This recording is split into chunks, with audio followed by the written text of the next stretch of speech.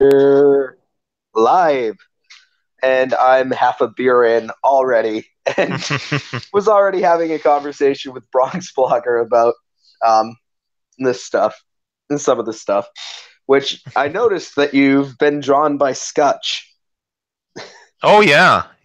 One of the great highlights of the I- progressive I'm YouTuber I, career. yeah, I'm not bitter or anything. I haven't been drawn by Scutch. It's a process. It took a little while. I guarantee you at some point he'll get there because it was certainly worth the wait. Oh yeah, I imagine. I mean, I mostly just make the jokes about like not being bitter, mostly to like take the piss out of myself because a lot of people think that I just like do this for like attention, which is kind of funny because I started this like when I was a 17-year-old, just looking to put my perspective out there, you know. So Yeah, and I mean, if you want to be an e-celeb, if you're doing this for celebrity's sake, it would be much easier to become an anti oh yeah, SJW. I've always fucking sort of told people like that. That's instant success. it's kind of funny because when I first started, my goal was essentially to just be like a it was to be an anarcho-feminist version of TJ Kirk, like to basically be like as obnoxious towards like edge lords as he is towards like our side. Yeah, I think that most of us in the political space were influenced in some way by uh, by T.J. Kirk for better or worse. Especially when we first start, he was like he's like the archetype for this kind of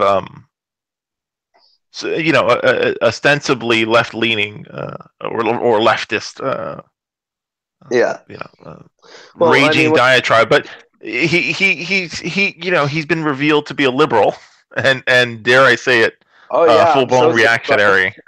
I'm so surprised that TJ Kirk, who I, for a while though, I thought he was like a right libertarian or something. You know, libertarian in quotes because there's no such He thing as being he right wing he's libertarian. gone through all the political philosophies. He was a Ron Paul type Yep. libertarian. Oh yeah, and Then he became he's stopped at fascism. yeah, and he became a Obama Democrat, and that was because. But again, he's a contrarian. TJ was an Obama Democrat because he was against conservative Christianity, not because he was for anything. And when that Yeah, shifted, he kept on redefining himself by what he was against, and that's why he is where he is now. Is because he doesn't know. He just hates it. Whatever it is, he hates it. He's against it.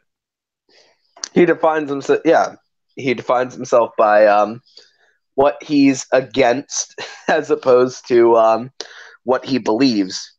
Because for him, it's much easier you know, instead of taking a position on something and thinking about what you believe, it's much easier to just say, I hate this and I hate this and I hate this. For me, part of my political journey included looking at things and going, I hate this, I hate this, I hate this, and I hate this. And then going, and then basically I would narrow things down by going, what do I hate? I hate that, I hate that, I hate that, I hate that, I hate that. What are my alternatives? My alternative that I eventually came across was, for a while I was in Tanky Land for a while. I was a Guevarist for a Yeah, a lot of while. us, a lot of us start there. My first radical politics were Guevara too, but especially it was influenced by growing up in the inner city where Guevara and Black Panthers Yeah, um, we're very are popular. yeah, and they're consumed in a generic militant sense. I think once I actually got into the politics of what ML means, um, it wasn't for me You know, because yeah, you know I then just started calling myself kind of like generally a leftist to then find out that or to then find out what anarchism was. And Yeah, did you who was the did you discover one of the writers from antiquity, or was it one of the more modern anarchist writers that got you into it? um actually it this is actually a pretty weird one. It's a story that I think I've told a lot of people in my audience before, but so I had just put up my first video ever on YouTube. It was under my real name, my dead name of the time. So, I was 15. I put up a video about feminism and, basically where I sided on the issues. And, I was still grappling with the fact that I liked TJ, but couldn't, but like really thought he was wrong on the whole feminism issue.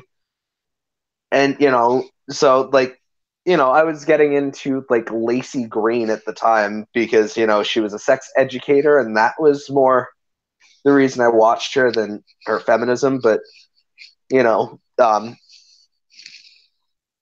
so, like Lacey I Green. was kind of, I agree with you. Like at one point, Lacey and TJ were good entry points yeah. into like left wing stuff, especially on this platform. Considering how centered the compass Well, what is. was fun at the time that I did that and I talked about like Lacey Green, people like that was when people had a hate boner for Lacey Green.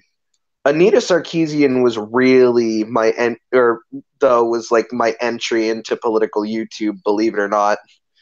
Because I never, believe it or not, I was never into like entertainment YouTube. Like I didn't even really know anything about Channel Awesome until the recent fucking dumb stuff going on with them. I still don't even know what's going on with them. I found Anita Sarkeesian because I knew about like I saw some things going on, some women getting harassed by gamers, and I'm like, I like video games, so I should look at these people and see like what the hell they're talking about because they're not making because I was looking at it, I'm like, they're not really making substantive points. They're just kind of threatening women, and I want to see like what reason they're threatening women. And I'm never going to like, you know, I was never going to be like, oh yeah, if I find that I don't like these women, I'm just gonna threaten them. But Well, I found it. the sorry this schism all started with Elevator Gate. Do you remember Elevator Gate? Rebecca Watson not wanting to go have coffee with Richard Dawkins. How dare she? Oh yeah, how dare she not have coffee with our Lord and Savior Dawkins?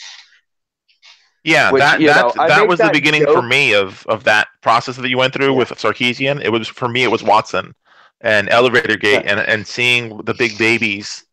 yeah, She was the first Sarkeesian. yeah. What's funny too? And she was the first pariah. Yeah. Yeah, what's funny too about the whole Sarkeesian thing too is that I only know about her because of Gamergate, and I'm only a fan of her because of Gamergate. Like, I would have never found her channel if it hadn't been for Gamergate.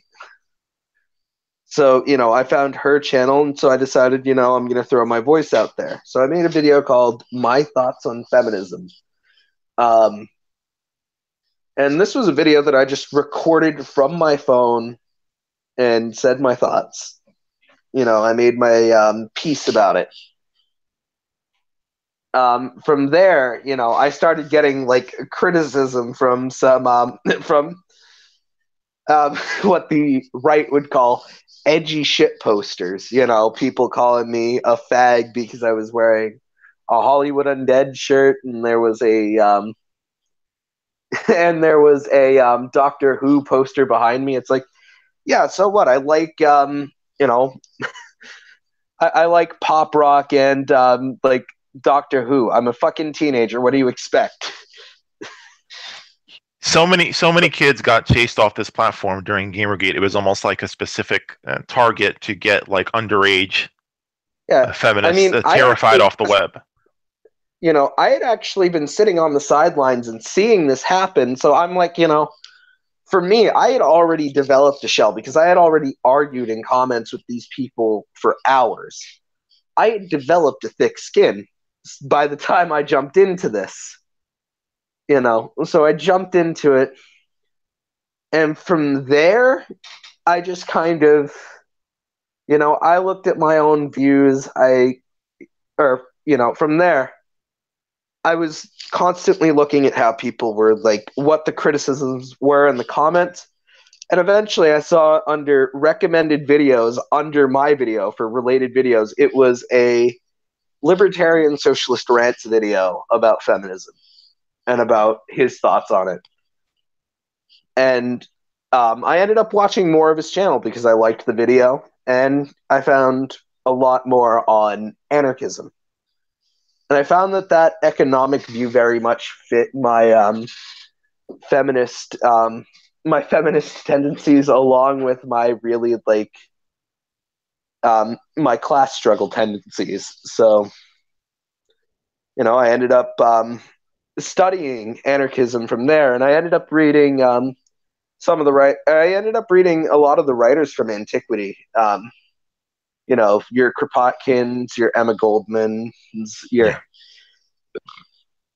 oop, sorry about the burp there. It kind of that's fine. happens when you put bubbles in your stomach, but yeah, fucking, from there.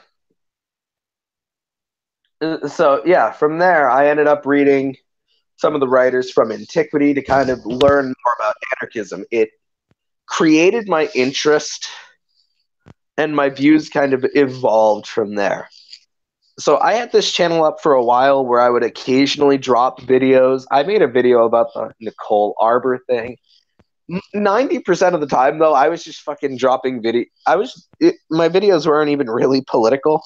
I made a few political videos. I made one on teal deer because teal deer was one of the first fucking people. Like, someone came onto my channel and was like, "Well, if you want to know why feminism is a dirty word, guys like Sargon of Akkad." I'm like, I've seen that guy. He's a dumbass. Uh, Bane 666AU at the time, didn't know who that was. Now I'm at the point where I've actually had a hangout with him, and as much as the guy's pleasant to talk to, I don't agree with his views on feminism, and think that some of it is like kind of flawed, or quite a bit flawed. Um, Teal deer. Oh, and I then I was like, teal deer was like the only one that I hadn't seen yet, and I'm like, oh, you know, I wasn't expecting to be enlightened at that point. I'm like, it's just gonna be another like Sargon of Akkad fucking boring, banal talk for 30 minutes rip off from the sounds of it. And I watched his videos and I'm like, oh my god, I gotta I gotta talk about this guy. So I ended up doing a video on the Texas sharpshooting fallacy and kind of pointed out that basically teal deer would start with teal deer very much started with the bullet hole already there and then painted his target. And I could always see this in his arguments. He was always painting his target around men are oppressed. Men are the ones who really get shit in society, and men and women are legally equal, so therefore there can't be anything. So, he would always misconstrue feminist points. And I kind of just looked at it and I'm like, not only is this guy not enlightened, he is one of the most fallacious people I've seen on this fucking site. Yeah, what fascinates me about teal deer, and I guess in a broad sense, teal deer, the reason that he exemplifies why those positions are so easily monetized is Yeah. that they start off with a guaranteed conclusion. The product is it's branding. The Yeah. political reactionaries on YouTube are branders, and no matter what you're guaranteed at the beginning of the video, no matter what happens, they're going to get back to you white cis het guy are the real victim. The people that you marginalize are crybabies. So you cannot monetize our side as well because it's not a guaranteed conclusion every time. It's not a guaranteed pop. You know what I mean? Jordan No, Peterson has 5 talking points, and you're gonna get it's Leonard Skinner. You're gonna get Free Bird. You're gonna get the greatest hits every time. Donate to Patreon.com. yeah, donate to Patreon so I can help you with your insecure fifis. Which is kind of funny because we're the ones accused of only caring about feelings, when Oh literally their no! whole thing is Again, that, yeah, it's egocentrism, right? Like it's like, oh, my yeah, feelings, those are real. Yours are fake. yeah. How can your feelings possibly be real? You're not even human.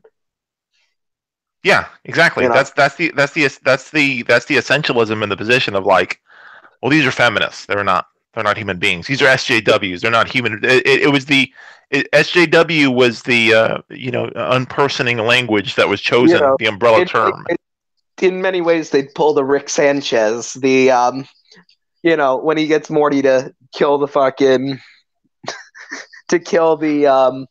The aliens insect in the guys. first episode. Yeah, at Interdimensional Customs, he says, "They're robots, Morty. It's okay."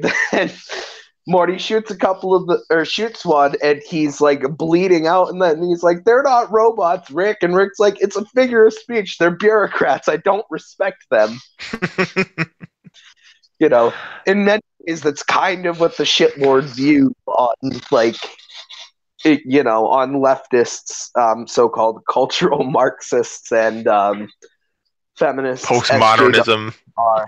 Yeah, postmodernism is its. That glossary Oh, that glossary has gotten so much bigger. Like it used to be just Dave Rubin with the regressive Tourette's, regressive.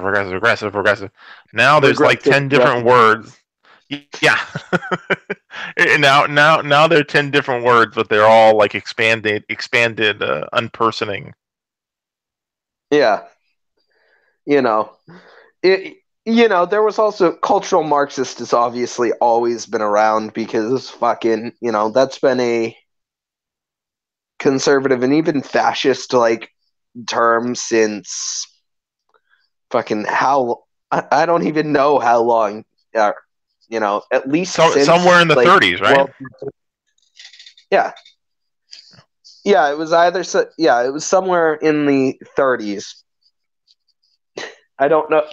I couldn't remember whether it was pre-war, interwar, or post-war. I But think it that was. it was during Weimar that cultural Yeah, Marxism came up because Hitler used it as a talking point on his way into power. yeah. Although back then the term wasn't actually cultural Marxist; it was cultural Bolshevism. Yeah, because that's what Um, the left was called at the time. Whatever the left is yeah, called at the time, they'll just shift the nomenclature to accommodate this. This is what you're facing right now. Not just if you say yeah. Bolshevism now, people will be like Bolsheviks. Bolsheviks haven't existed since the fucking fall of the Iron Curtain in 1989. You know, it's kind of funny. People in society will basically do what Nazis do about the whole fucking. Oh no, I'm not a Nazi. The National Socialist Party, or the National Socialist Workers Party, hasn't existed since the end of World War II. Yeah, yeah, And that's then very it's like, well, it convenient. doesn't, you know, where no, the Bolsheviks specifically were a party. You know, if someone calls you a communist, or if someone says you're a communist, a person doesn't go, but the Bolshevik Party hasn't existed. No, because there were other communist parties where, um, you know, if someone says you're a Nazi, it's like, most people will know that the accusation is that you're like a neo-Nazi or just generally a fascist. Where, some of the more facetious Nazis will be like, actually, the National Socialist German Workers Party hasn't existed since. Oh Yeah, my god! Just shut the fuck up. It's I didn't trolling, and a lot of the edgelords, a lot of the shitlords, the Kekistanis join them in this of like, Richard Spencer's not a Nazi, lol. The Nazis were gone in 1945, lol. Yeah. Oh yeah. The yeah. Oh, what about that edgy shit poster who memed his car into the group of 15 people? He wasn't a Nazi. He was an edgy shit poster. And he didn't drive his car into that group of anti-fascist protesters. He memed it. Yeah, I think that was a. I think that was actually a turning point for a lot of people that thought this was a ironic fascist movement. I'm thankful for Unite the Right in that it forced a lot of these Kekistan guys to go all the way with the fascism Yeah. shit and not just LARP with it. People sort of wonder where Kekistan went. They basically assimilated into the alt right once they were like, "Great, I don't have to pretend I'm ironically being a Nazi anymore." Yeah. What's funny too, I actually have friends who have actually, I mean, I don't want to call it like infiltrating to sound like, but I have friends who have like actually lurked and been involved in the Unite the Right server. They weren't involved in like their actions, but were like they've been involved enough that like they've put their voices in there and they've tried to like like they don't go in there saying like, oh, we're pretending to be like conservative or on the right or anything, but I have friends who have been in the Unite the Right server to in many ways to just kind of challenge the people who are going in there who some of them who still just don't really know what they're getting into when they sign on with the alt right. Well, Baked Alaska recently, if you've been following that, has found himself in a position of deep regret for the not well. He's not for compassionate reasons. He's just mad that the alt right is no longer a viable brand. They're hurting his brand. Again, it's more capitalist marketing shit amongst these edgelord types. He's abandoned fascism to become a neoliberal. Something like that. He's suddenly overnight acquired a multi-gender, multicultural, multiracial Scooby gang to wrap himself in, and now the psychopaths in the alt right are mad that he won't let people in the chat applaud the Holocaust. Oh yeah, fucking Sargon, I have no idea where the fuck he's going at this point. He's pretty much full fash, but he won't completely bend over and take it dry. He asks for a little lube, and fucking, when he doesn't get it, he still basically says "yes, master" every time Richard Spencer gives it to him dry. I don't know why. Sargon's whole thing is that he doesn't. He thinks that you can win more victories for the white man if you remain crypto. That's what liberalistism is and all that stuff. Those are all Kekistan, all that stuff. That's all. Let's remain crypto. Let's not take the accountability. Again, I prefer if we're going to have adversaries on YouTube, I prefer the alt right. I cannot tell you how much I hated having to confront ironic as the shield. Yeah. To have to constantly, how many levels of irony are you on, bro? We had to do that for like 2 years before quite a fan. Hey, even Teal Deer now is like, you made me a race realist. I didn't mean to. You just say that I am, but I'm just acknowledging reality.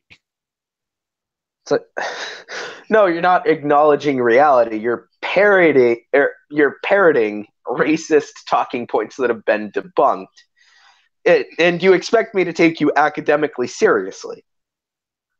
JF was the perfect architect. He was the right guy to push Sargon out because he gets to come in and go, these are the new standards of logic and reason. We're going to reframe racism as science, and if you don't acknowledge the science, you're no longer rational. I'm rational. I'm the most rational. Yeah. Yeah, and like you said, Sargon's basically like remaining crypto. You know, He lost the language of science to JF. Um, he lost the this is the ultimate red pill. It's branding again. He lost the branding that he's the ultimate. He's revealing it's classic cult shit. I'm revealing to you yeah. the ultimate layer of reality. Oh yeah, and fucking it's both funny and sad to watch. Like the whole like I know that this is like several months past at this point, but like it's really funny, but also really concerning at the same time to watch the debate on Andy Worski's channel between Sargon and Richard Spencer and watch Spencer batter him around. Like, wait, you thought that we would actually keep you when we could replace you with someone better? No, no, you're going to be our whipping boy from now on. And, you can either take it or you can leave. But if you leave, you won't have any friends. you know. So Yeah, they've well, ostracized him and they forced him had their out. they had their coming out party. Sorry, Yeah, they they had they had their, had their as you said, they had their coming out party. They're like, yep. Oh yeah, by the they, way, we're fascists. yeah. Well, again, it is everything that this alt right movement does is about selling to the rational crowd that this is the new science. Yeah, Questioning the Holocaust is about journalistic integrity, not about bullshit. yeah. Making accusations about IQ, that's just science. So as long as What's they funny? keep on, again, Yeah, selling to people who turn to new atheism for answers about the ultimate truth, I never understood how people could turn to atheism for philosophical answers. Atheism is a starting point. It's not an answer to anything. It's the it's not an beginning of answer. knowledge. Yeah, it's not an answer. It's just a starting point of okay. I reject Christianity. I reject Islam. I reject paganism. I reject Judaism. I reject these philosophies. I reject these answers as these are not answers that I find satisfactory. That's just a starting point. You can be an atheist and still believe completely like ludicrous shit. I mean, you can be an Right. atheist and Yeah, flat earther. You don't have to. There are You can be an atheist and you can be anti-vax. You correct. know, Stalin was an atheist and didn't believe in God, but he believed a lot of fucking really out there like authoritarian shit that it was basically divine right theory but without an actual divine leader. Yeah, what happened was that Christian identity was discarded and became unpopular, and white identity, which was secretly in the heart of Christian identity in the states, Yeah. asserted itself in the vacuum. And it started with Richard Dawkins. Do you remember Richard Dawkins made that thing about calling atheists brights? Yep. That was the beginning That I do of because I do let's because I use was into supremacist Dawkins at the language. time. Yep, me too. Me too. Oh my goodness, me too. But I found that cringy and it put me out. It was because I don't like supremacist language. So like I was like, wait a minute, bright? What? Why? What? And that was the beginning of master race. Once master race became a thing within the atheist, quote unquote. Once then it became easy because the translation to white supremacy, white nationalism is very easy. It's Yeah, a PC master race. I wish that my bullshit detector was a lot better back then. But I was like, I was very familiar with like the PC master race, like a joke in like gaming communities, people who like to play video games. The joke is, and I was thinking that, oh yeah, it's just, it's a thing fucking with Christians by saying we're superior to them because they always pretend to be superior to us. Yeah, No, but see my bullshit that's detector was way off. But that's what's beautiful about anarchism, at least as a philosophy, was that anarchism does not create a scenario where you take the oppressor's position.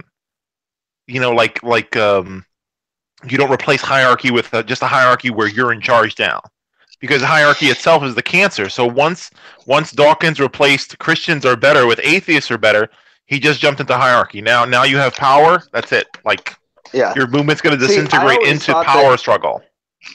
yeah, like I said, I always thought for some reason that Dawkins just kind of was saying that as like, you know, I honestly thought it was just like a joke that he didn't actually think that atheists were better, that he was just trying to piss off the Christians he was dealing with. But No, I mean him, him and it's him and him and Hitchens are supremacists of their own philosophies. oh yeah, very much so. Um, you know, it's kind of funny because Neil deGrasse Tyson, who the fact that Neil deGrasse Tyson is a scientist means that he gets put in the room a lot with people like Dawkins, who also happen to be scientists. And they were talking about atheism, and Dawkins tried to compare it to the gay movement. It still fucking does. Which that's when I started to That's think, so no, gross. this isn't. That was when I started to think, oh no, this is not fucking okay. Atheists do not are not like oppressed the way gay people are.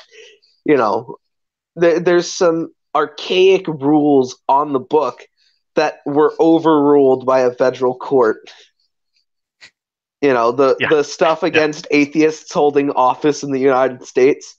The thing is that while it's a rule that's on the books, it's not a rule that's enforced because of a Supreme Court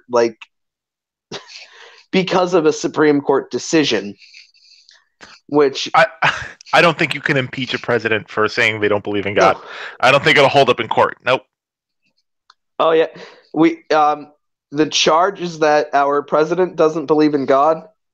You know that would be such like a roll the eyes like trial. Like really, can't think of anything better. The Yeah, majority of people who live a Christian life, if you ask them, do you believe in God the way you believe in this table? They'll probably tell you that they don't believe in. I've always felt that like it's not even it's not even that people who are religious really believe the way that we believe in physical things. It's just they believe in the principle, and they like their place in the hierarchy. They like that it puts yeah, them in a power structure. You know what I mean? But like the only people that I've ever seen that really, really believe in God, in my opinion, are like deeply dissonant, divergent schizophrenics. Those people are not yeah. engaged with reality. If you're engaged with reality, then you obviously are not. You don't believe in heaven and hell and all that stuff. It's just you like the position it gives you.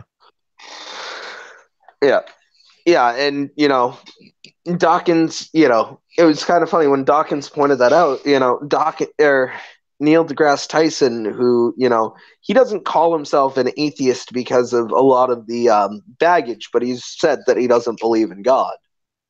So Neil deGrasse Tyson himself was like, well, no, I don't think that.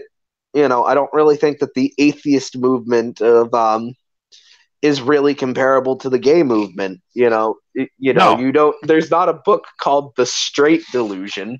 you're not born atheist. It's not Yeah. it's not a genetic thing that I'm aware of. I don't think there's any science that people What? get born Every atheists.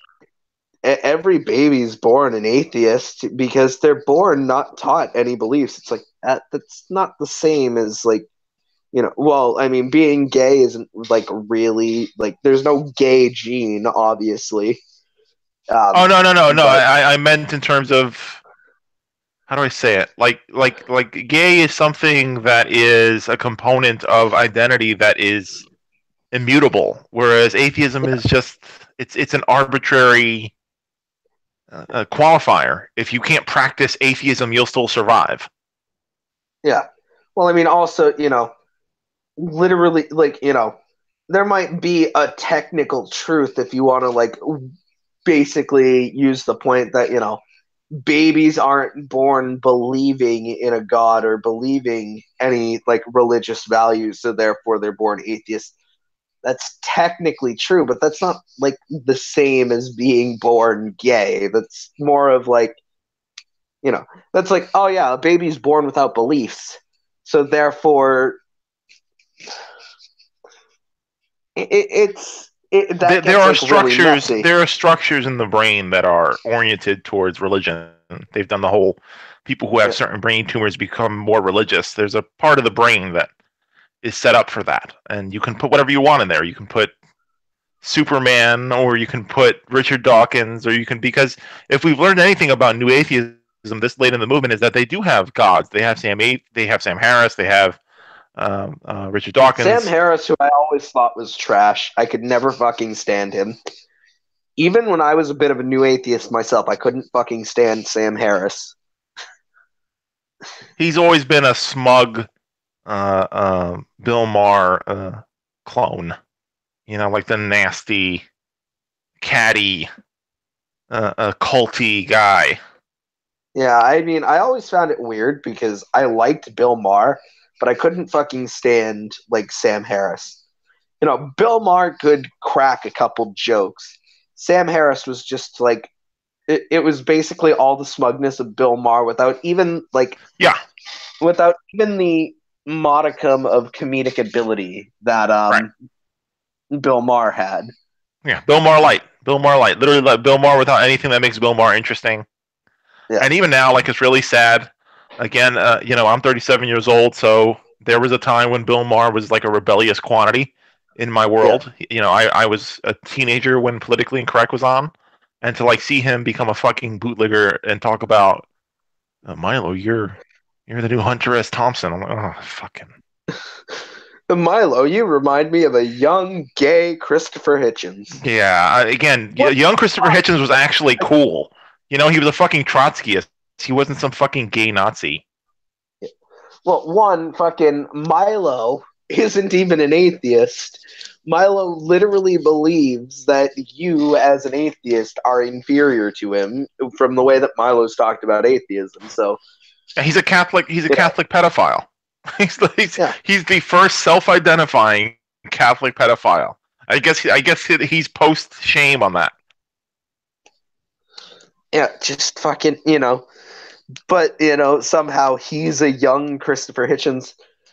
Christopher Hitchens by the end was a neocon, and I mean, that's one of the things with Trotskyists is that Trotskyists tend, like I've noticed it, Trotskyists tend to be very imperialistic in their views.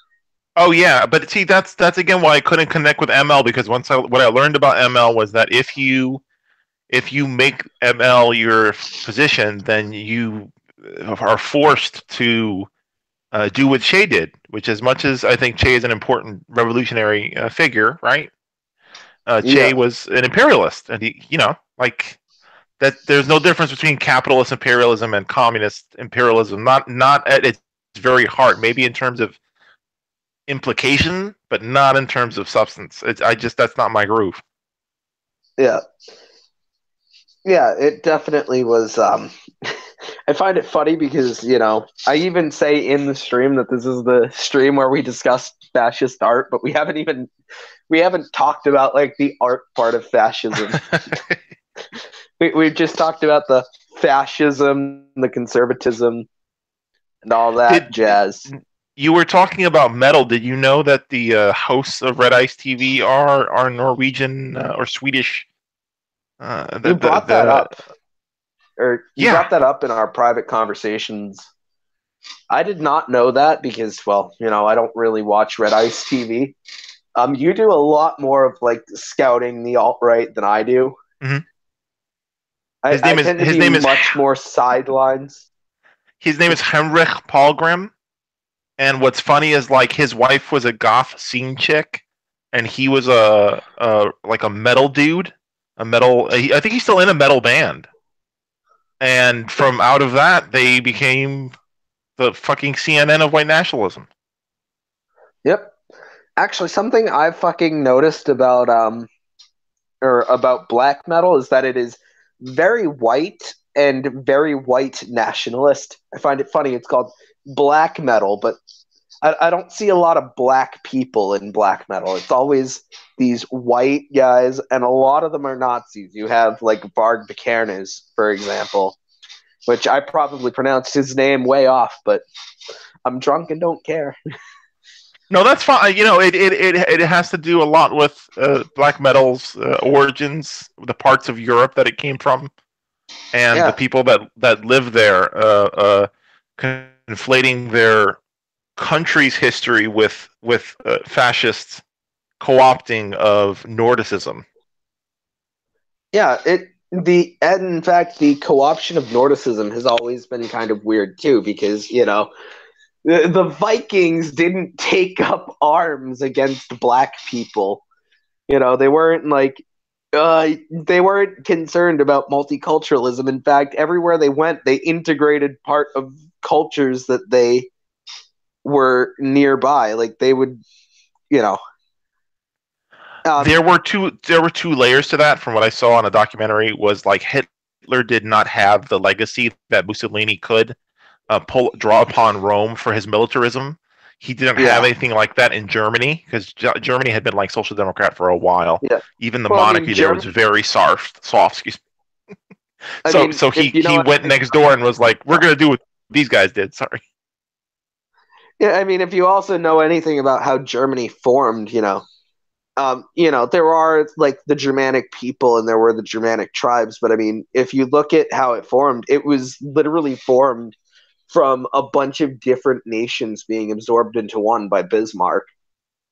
Um, Yeah, you know, um, and in many ways, it was just kind of a continuate. Germany was kind of a continuation of the Prussian Empire. correct. They did bring some of that in too, for the kind of the flag waving element. Yeah. But they just like other fascist ideologies, it's a mishmash of iconographies. Oh yeah. There's throw some Jesus in there and some Odin, some Thor. Yeah. Let's get a little bit of everything. Catholic, you could be a We got to be Nazi. Viking, you could be a Nazi. you know pan yeah we got to be pan-European, because we don't actually have we don't have a very big empirical empire, like legacy surrounding an empire.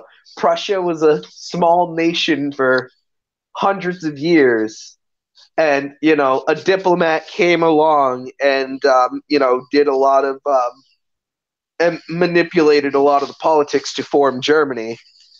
But that doesn't fit into our narrative of the Aryan people. So we got to be pan-European, where like you said, Mussolini could draw on the militarism of the Roman Empire. They You know, almost pulled it off. I mean, whenever I sort of ponder all that stuff, and all the documentaries and stuff that I watch, I always remind people that like the Nazis were losers. They were slobs. Like they you need to like remember how incompetent the Nazis were when they came into power, while they were in power, why they went out of power, was just because like they were complete fuck ups, and they almost took over all of Europe. So when people are like the Kyrgyzstan guys, the alt right, why are you scared of those guys? They're complete morons. I'm like, okay, that doesn't mean shit. That doesn't mean anything at all. They could take the oh, whole do you fucking think world Hitler over. was some kind of genius? They really believe that modern Nazis are um, clowns, but like classical Nazis weren't. Like when they brought, for example, when they brought Hitler's people into the military was like, these guys are fucking clowns. They would sit around picking their feet all day. Like it's not they didn't win because of competency. Most dictators are not particularly competent people. They just gain power over the monopoly of force, and then they just keep bashing, bashing, bashing. Any caveman can do that. Yeah, in I mean, but in before like some liberal or conservative comes in and, oh, now you're comparing America to fascism. It's in many, you're comparing them to fascist dictatorships. Don't you love America? And you know, in Hitler before that, wishes he had a fucking a police state and a prison state like the modern Oh day yeah. America. He wishes he had something like that. Okay. Yeah. Well, what's funny too about America is you brought up the whole fucking military competency thing. The Roman legionnaires were not like militarily. They were not to be fucked with. They beat fucking. There's a reason they fucking pounded Carthage into the ground, despite Carthage being so much superior economically. Although it's impressive on Carthage's part what they managed to do, or how long they managed to um, protract their war against the Roman Empire, because they were running just on economic strength and mercenaries, where fucking legionnaires, they lived, breathed, ate, and shit war. They really did. Oh yeah, yeah. I mean, American soldiers, they give you a gun, and America in many ways is kind of the Carthage in this situation. Although we have literally, when it comes to actual military competency, America has like none of it. We have no military competency. What we do have is, well, we have a lot. We have a really big standing army, bigger than any other fucking country in the world. that's correct. And we have drones, and we have a shit ton of money. Yeah, we, You we, know, we, we win by having the most archers, right? That's the ancient world yeah, version of America. Is like, just keep sending archers, start, fire arrows. They don't have ranged weapons. Like it's not even about. I'm always sort of fascinated by this Western culture argument about like, oh, we won because of ideas. No, you didn't. You won because you have the no, most money, the most weapons, and because you were the most ruthless. That's how politics works. yeah. It very much what, yeah.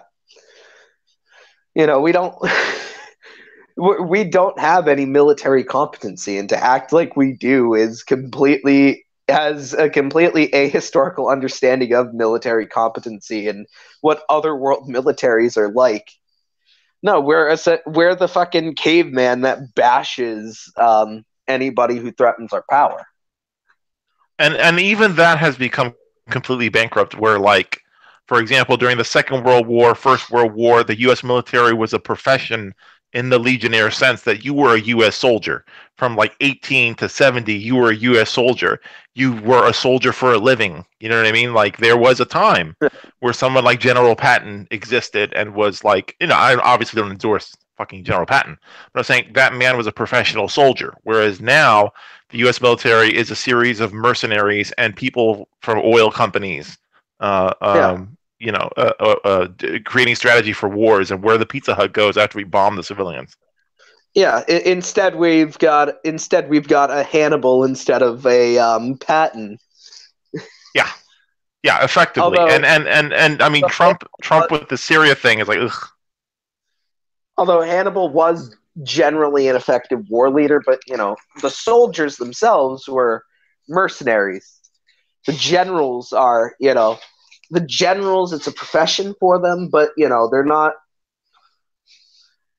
But it's not like they were there because it was their like. They weren't there because it was their career. They were there because they were getting a lot of money out of it. That's what we Yeah, get that's with how. also what brought down Britain, relying on Hessians. Once empires start having to pay soldiers, they eventually go under because their soldiers aren't, like you said, they're not professional. They're just paid thugs. Yeah, and if you have enough paid thugs against a small enough group of people, you can win. But if you're dealing with Roman legionnaires, you're gonna go down, even if it's 3,000 of them and 2,000 or 10,000 of you. 10,000 of those mercenaries against a very well defended set of 2,000 legionnaires. No, they're going to start picking you off. Those legionnaires are going to have ballistas. They're going to start picking you off at a distance. Yeah, And then when you're not well defended, when you get in close range and you can't get past their shield, they're gonna spear poke you, and yeah. I mean, more are gonna go down. America's literally on the edge of losing superiority,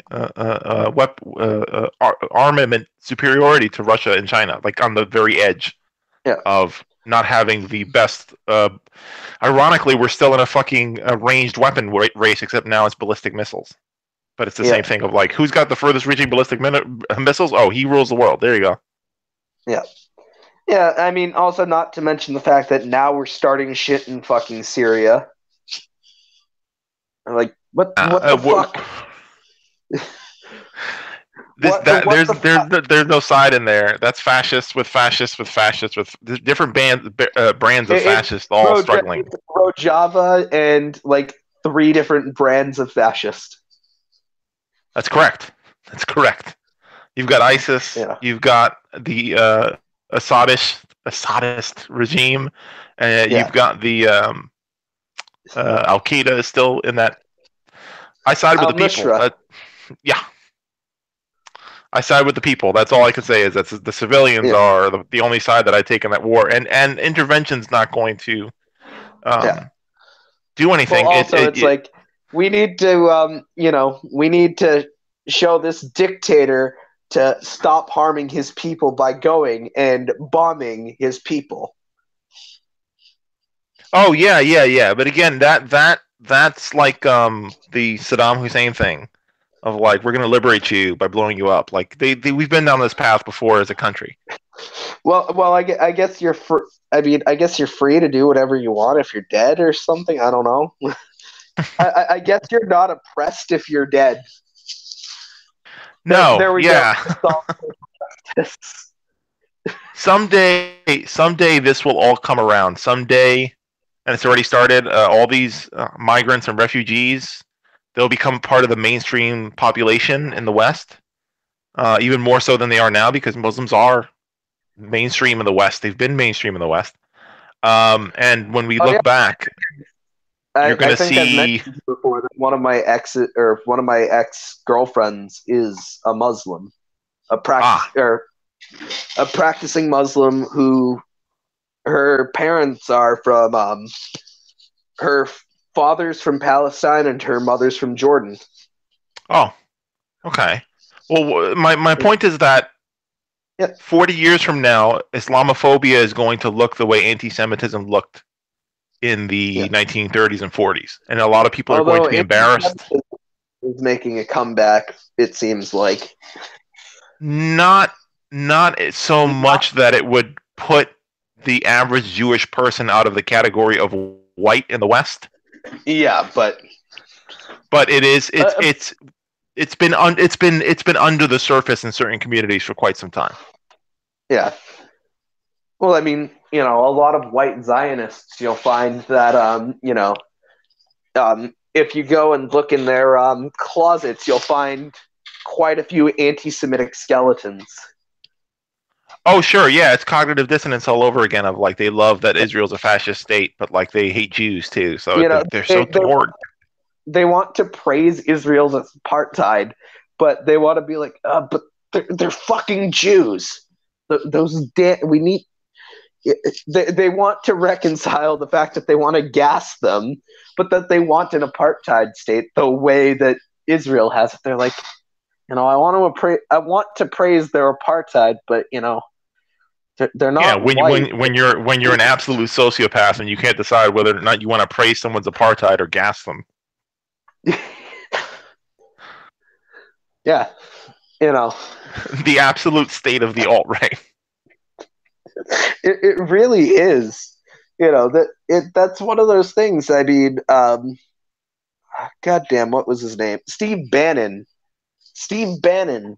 You know, I would say that he is one of those people who is both a Zionist and an anti-Semite. Yeah, because it's always been mainstream and American conservative to say liberal Jews. When Yeah, the John Birch Society was no longer sustainable with Ike the Kike, you yeah, could no longer.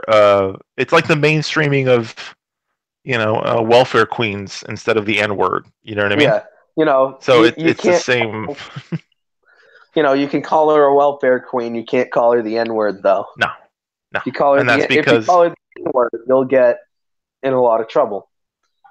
Yeah, but It'll see, hurt you. Sargon, and civic nationalists like Dave Rubin are right. You can hurt black people more by pretending, by coding racism into a liberal democracy, than you can with open oppression. And that's Yeah, something that the alt right will never understand. Is that Bill that was Clinton is a something. much better oppressor of black people than Ronald Reagan ever was.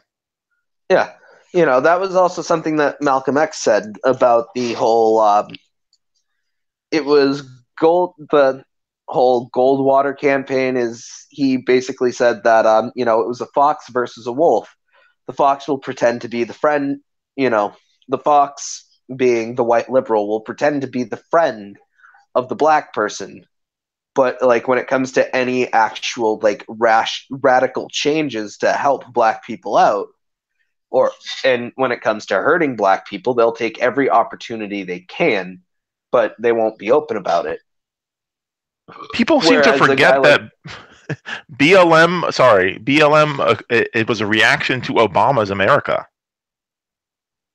It's not a reaction to oh, Trump's America. Black Lives Matter came out at the end of the Obama era. yeah, Black Lives Matter came out as it came out during post-racial America. Yeah. I heard, didn't racism end? We have a black president. Well, these people say no, it hasn't. Obama's America is just as racist as white America. Yeah, Chicago's never been worse off, and their president is. You know what I'm saying? Like liberalism gives you Blair White as president, and then like life is really bad for trans people. Yeah, but they go, look, Blair White's president. Okay, and Blair White's president. Therefore, we don't have transphobia is over. Transphobia is over. Blair White's president. I love the Hillary Clinton misogyny. If we had Hillary Clinton, misogyny would be over. Yeah, I'm sure. I'm sure the Goldwater girl herself. She called herself Goldwater girl. Yeah, that's because she participated in the campaign. I'm sure she'll end misogyny. Certainly. Yeah, because people don't understand. A lot of the neoliberal feminists don't understand that capitalism and misogyny are related. Capitalism allows. All neoliberalism allows is it allows people of a marginalized group to sell themselves out as a token. Yep, to become part of the oppressor class. Yeah, to become part of the oppressor class that oppressed them previously. Yeah. It allows a black person like Obama to basically control many of the forces that are used to oppress the black community. Yeah, we've had that on YouTube. We had at one point, before the full metastasis of the alt-right, we had rainbow color rainbow color bigots. We had Milo. Oh, he's a gay Jew. He's a gay Jew. Oh yeah, Milo is totally not homophobic, even though any like LGBTQ person who disagrees with is immediately responded to by being called like with homophobia. It's not even like it's just a response as to why he disagrees with us, or even just an insult. It's that it's literally utilizing homophobia. Yeah, and he was an anti-Semite. That was substantiated when all those emails leaked. And they still hold to it today. If you listen to the right stuff, Milo, the gay Jew Nazi, ha ha ha. I'm like, did he not use Kristallnacht as a password on his computer? Was he not best friends with Jared Taylor's right-hand guy? Who you are doesn't mean anything about who you can hate, because it's very easy to hate oneself and then project that onto your group. Yeah, well, I mean, something funny enough, I'm using the Golden One. A point that the Golden One has made to actually like make this point, and I don't think it was intended for a leftist to use, but there were Jewish people who sold themselves to the Nazi Party, and Hitler made them honorary Aryans. That's correct. You had even in the film Schindler's List, you see that some of the guys from the same town became the cops of the concentration camps. And then what's really ironic is that at the end of the Holocaust, they liquidated those people too. Yeah. Oh yeah. In the end, the person who sells themselves out, they're going to get fucked over by the system. 2 weeks ago, were you present for Andy Worski calling Blair White a token? Oh no, I wasn't. Mm-hmm. I should have been. Mm-hmm. It was the greatest moment of my life on Twitter because I was like, that was coming. The second that you challenge them in any way, they are going to resort to. They're going to lapse back into know your place. Yeah. Know your place. No. Yeah, it was that sounds very much in a way that Worski basically saying to Blair White, "Know your place, bitch. You always cook for your man." Essentially, like you do what you're told. You don't speak up. You only say what we tell you to. He exposed the secret contempt that reactionaries have for tokens, and in a very vague sense, reactionaries respect the people they hate more than the people that cuck for them. Yeah. You know what I'm saying? They might hate a militant trans person, but deep in their heart, they know that trans person is speaking in their own interest rather than like this disgusting parasite that, like, I hate trannies too. Ooh, you nasty. Ugh. It's like it's a naturally repulsive thing to see somebody like, I hate niggers too. You're black, yeah, but I hate them. What? Okay, I guess you can be on our side, chump. But in their heart, they'll always remember how disgusting that person is. That's kind of the response that these reactionaries have, is they see that and they're like, well, you can be on our side, but you better know your place. Yeah. Because tomorrow you'll be the first person kicked out. It's like so-called Thoughtgate, where Tara McCarthy learned that you can't be an alt-right feminist, even though that should have been really obvious. She learned that women, and to an extent, what's funny to me is that Lauren Southern was out. So much misogyny in the alt-right. Yeah. Oh my God. You just figured this the fuck out. Yeah. Because she believes it. They Sargon man who like a year ago said there's a lot of evidence to show Hitler was a feminist. Yeah, I'm sure that the guy who abolished abortions for white women had compulsory breeding. Compulsory breeding, meaning not just you can't have an abortion, but you're going to get pregnant by law until I'm done with you. Yeah. That sounds so feminist to me. Yeah. But we're all the great we're all the great villains of history, no matter whether it makes sense or not. You guys are Stalinist Nazis. It's like these guys are Jewish Stalinist Nazis. Yeah. We're everybody's Nazbol gang. Everybody's Nazbol gang. Nazbol party. Yeah, you know what I mean. I think Nazbol actually came from like right wingers not understanding that those two things contradict each other. Yeah. Why can't I have both? Ava Lyon. I heard Ava Lyon's a fucking Nazbol. Is that accurate? Yeah, Valiant. Yeah, Hitler Creepy. girl. I think that she's gone like. She basically, I think what happened was like she started dating a Strasserist or something, and now she did a video on why Stalin isn't bad, and it's like, oh my, oh my God. Well, I mean, fuck them, right? Like, I don't support Stalin. Y'all can, if y'all want to fucking be really on the same side, fine. But technically, if Stalin is communist, if he was, which he, I mean, there's a lot of evidence that he was not in practice. Yeah. Well, I mean, if they want to looking at it, the oh my God comes from me like laughing, trying to not piss my pants. You are aware that the Red Army were basically the people who defeated Hitler, right? Yeah, and even when it comes to that, I don't know. I mean, sometimes I use Stalinist stuff in an ironic way, and I feel like it's irresponsible of me. Yeah, I used to make like gulag jokes all the time, but like I've Yeah, stopped that yeah, as like I've kind of realized that, anarchists shouldn't be making jokes about throwing people into torture prisons, no, you know. no, and because it makes us a reflection of the alt right in terms of their disingenuous. We don't. It's just a meme, bro.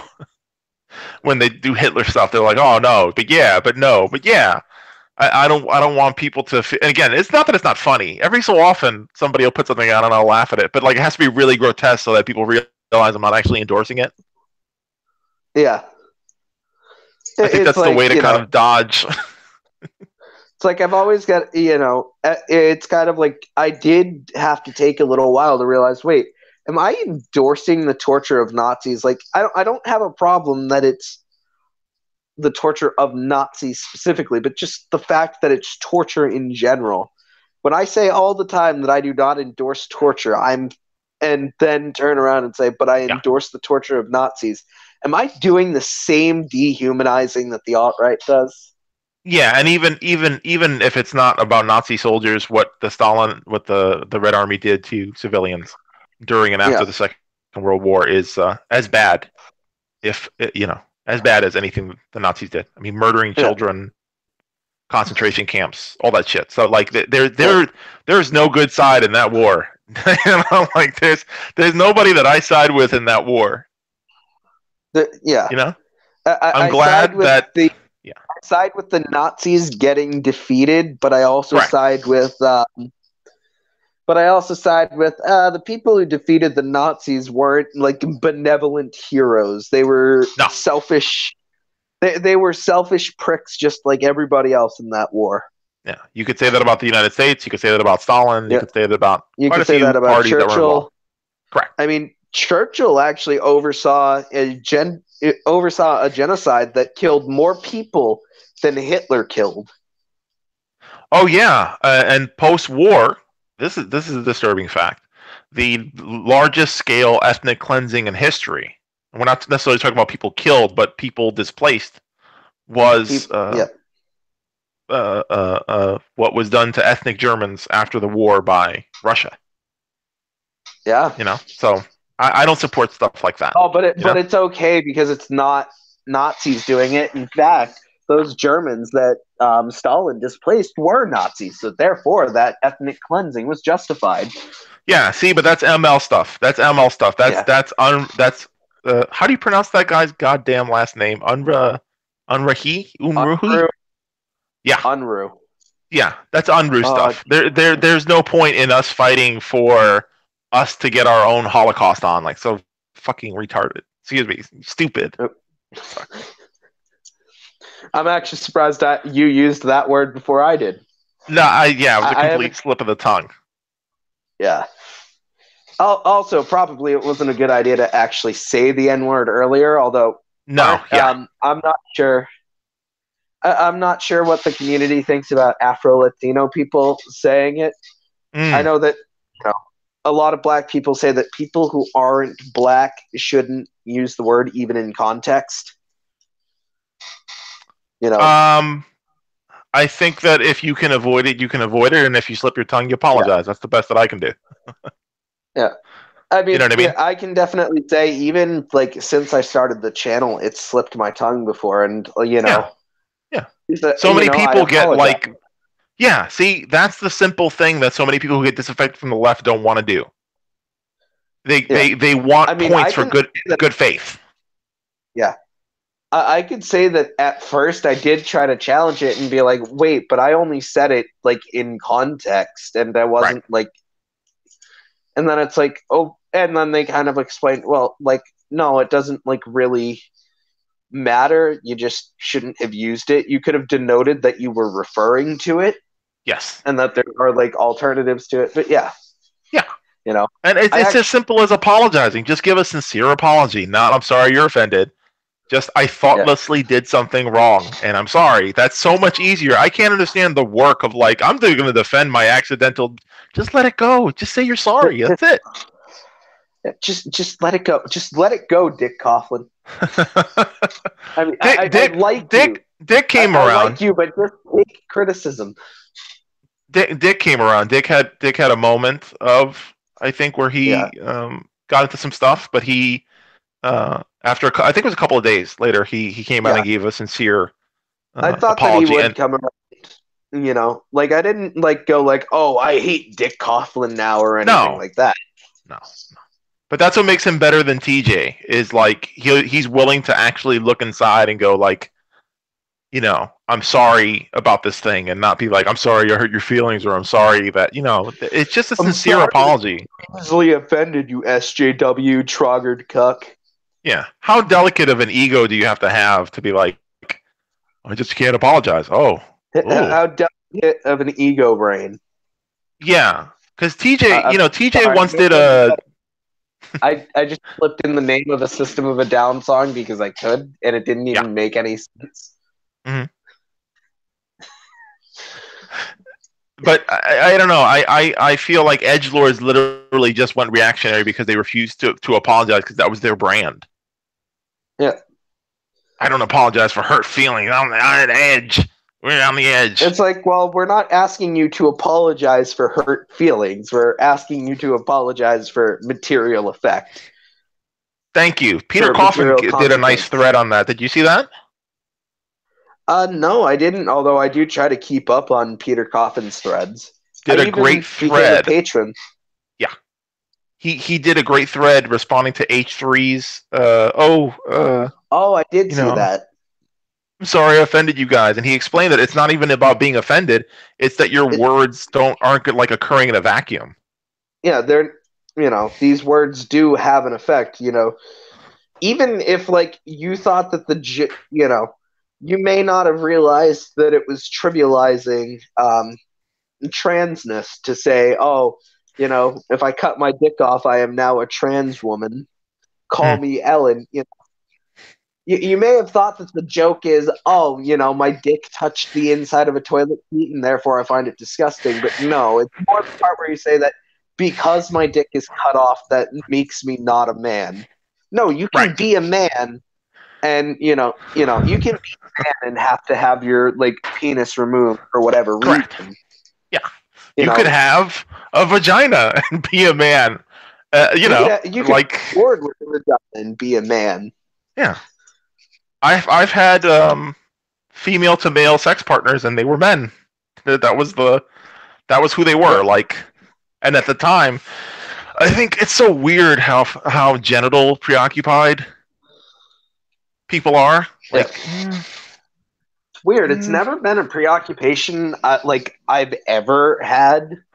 nah, Like it was actually something that I noticed in my teenage years. Like I didn't know that it was a preoccupation anybody had until in high school. I was in the locker room and I heard some guys talking about whether or not they'd fuck a chick with a dick. I thought in my head like, well, I don't see why not. It's not like she's defined by her genitals. And one guy was like, well, yeah, I would. And fucking all the guys started making fun of him, and I'm just like, why are you making fun of him because he said, yeah, I would, because she's still a woman. yeah. What sort of bugs me out is like people like Ariel Scarcella, for example. They want to criticize NBs for not displaying the secondary sex characteristics of transitioning, and then turn around and go, Yeah. oh no, but it's really what's between your legs. Like, which one is it? Is it what you look like, or is it what's between your legs? You have to pick one. You can't have both. So what is she going to say, that people with ambiguous genitalia are actually legitimately non-binary then? And Yeah, then exactly. when you get to that point, okay, what about people who have ambiguous genitalia but um, staunchly identify one way or the other? Are you now going to say, no, no, you're not a man, or you're not a woman, you're non-binary? Wait, Yeah, wait, you're because missing it sounds like you're missing the fucking point of right. recognizing non-binary genders. Yeah. First they go, Miss- I'm not going to validate you because you're not transitioning. Then when you transition, they go, and what's even crazy about TERFs is like, even if you get the operation, even if you have, well, it's not a real one. It's not a real. You can't win with those people. Even if there's some kind of way to genetically change your chromosomes, they would go, right, but you weren't born. Yeah, and then it's like, but what about a woman who was born with a vagina who had XY chromosomes? You know, Which do exist. That's accurate. yeah, That does exist. I think it's called Swire syndrome. Yeah, You there was a know, YouTuber who had are that. they not women? Are they just men because they were born with XY chromosomes?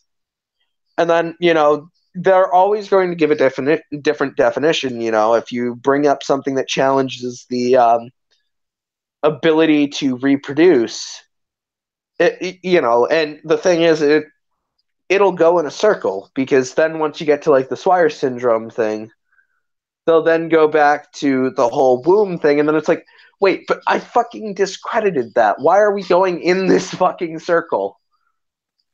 There's a lot of research indicating that wombs will be part of the transition process within the next 10 years for male to female Yeah.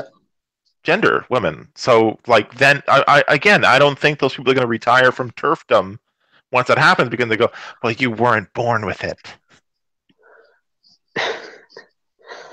Oh yeah, that gets to the point where it's like, I It's really it's hate saying, it doesn't you have to know, be I logical because it's somebody defending privilege, and defending privilege is always illogical. That's why we can't beat the other side on logic and reason. They set yeah. that goalpost because they know you can't win because they themselves are not Oh operating yeah, it's like, along those lines. okay, you've set the goalpost at 40 yards away. I can easily kick 40 yards, and then they push it back 40 more yards as the ball comes flying, and then it's like, sorry, missed your field goal there. What? They try to disavow intuition because intuition almost immediately debunks their position. That's the secret of feelings, is that Yeah, empathy is the key to defeating them. Empathy is the real red pill. yeah, and that's one of those things too with it like looking at a lot of turfs, like, as someone who's perceived male, you always want to say it, but you can't say it because it'll like, it'll only become a point in their like talking points. Is when I see those turf points, I want to kick their teeth in. It's like it's like when when trans people see those points, they're like, we want to kick your teeth in because you're denying us basic human decency. And then when we say that, it's like, oh, yep, yep, look, just another man trying to oppress women. You The highest profile turf in recent memory was Rose McGowan, and I remember that being like a nightmarish thing Oh yeah, of somebody who suddenly had a big she surge did. of She mainstream did a weird. success. She did a weird color blindness thing too. Although J.K. Rowling and also Jess Phillips did the whole although J.K. Rowling just kind of went like full, kind of went back to like being a Tory, where like Jess Phillips went into the whole turf thing, where she had like, I think she had XX in her name for a little while, and she was like or she also had AFAB trans woman in her profile, which, AFAB, assigned female at birth. It's like, wait, you can't be an AFAB trans woman. That's a cis woman. Yeah. If you were born a woman and you identify as if you were born, or not born a woman, but if you were assigned female at birth and you identify as a binary female, you're just cis. You're not trans. What You sort can of be a non-binary femme and be AFAB, yeah. but I mean, then you don't go AFAB trans woman. You just say, I'm a non-binary femme, or I'm non-binary NB, whatever. Mhm. You Gatekeepers exist in so many different forms, and like, turfs are just it's weird how many of the people that we oppose are just gatekeepers for masculinity, gatekeepers for femininity, gatekeepers for video games, it's just so like Kind of I funny don't too about how understand. many. It's kind of funny too how many anti-feminists are gatekeepers for masculinity, but will throw out that gatekeeping when they can throw a feminist under the bus with it. Oh yeah, you don't care about men, and then it's like, but also these people who don't fit my unrealistic standard of what a man is, I don't care about them because they're not real men. Wait a fucking second. You don't care about men either. Stop Oh no, telling me that you care about men. most MRAs and PUAs are betas by their own standards. Like it's really Yeah. like Rushvi lives in his mom's basement. Like he's not married, no kids. He's a beta, but like it's cognitive dissonance. Like the sleaziest guy in the room is always like the most evangelical Christian. You know, like oh, Yeah. I really hate degeneracy. All gay sex, as much promiscuous gay sex as I can get my hands on. Look at the all right. Like I've heard that Spencer is a boy hungry pedophile. That people in the movement are terrified of him because he grooms every young man young boy that comes into the movement. You know, Wait, who is it? I kind of missed what you were talking Spencer about for a second. Richard Spencer is Oh, supposedly a a degenerate by his own standards on sexuality. yeah. Oh, I can't say I'm that surprised. I mean, you find that with a lot of Republicans. It's like, oh, but prostitution is a violation of God's intended with is a violation of God's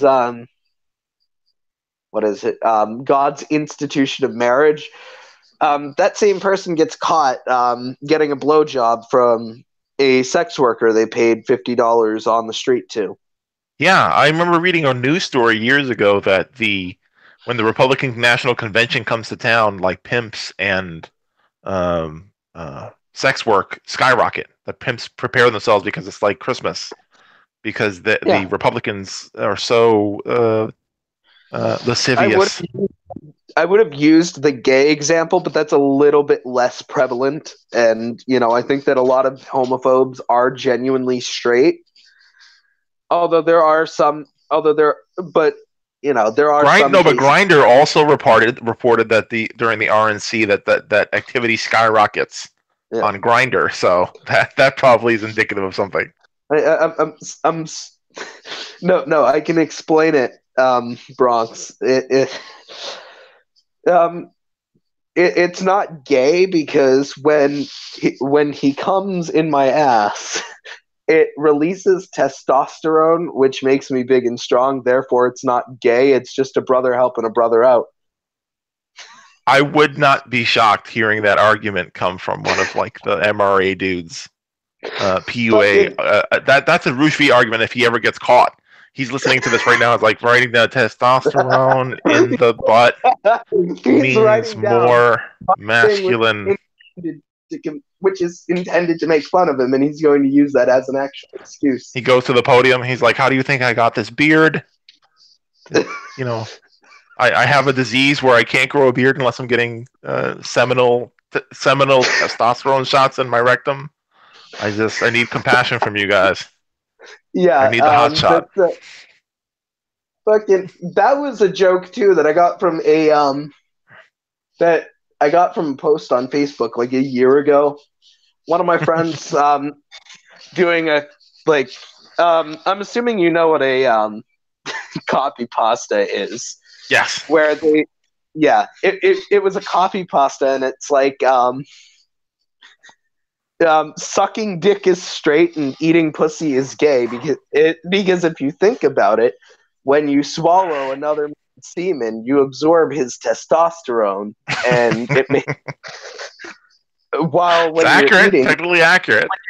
eating a pussy, you're absorbing the estrogen, making yourself more effeminate. The soy boy rubric of intercourse. Yeah. Well, what's funny about the whole soy boy thing is that H Bomber guy did some videos on it. Yeah. But soy doesn't even contain actual mammal estrogen. It contains Mm. phytoestrogens, plant estrogens, something that looks chemically like estrogen, but in a mammal, when absorbed by a mammal, doesn't give any estrogen off. That's It does correct. have actual estrogen in it, though. Animal milk. And it's something that Paul Joseph Watson loves. Meat. Meat Yeah, has animal actual animal fucking products have estrogen. and has been proven to have, particularly drinking milk, has been proven to have a feminizing effect on men. Yeah. You know, so the irony, right? Yeah. Probably how Paul Are you Joseph sure? Watson got his luscious feminine lips from drinking cow's milk and eating steak with ketchup. Oh, it's a burnt steak too, of course. Oh, it's like eating tire rubber.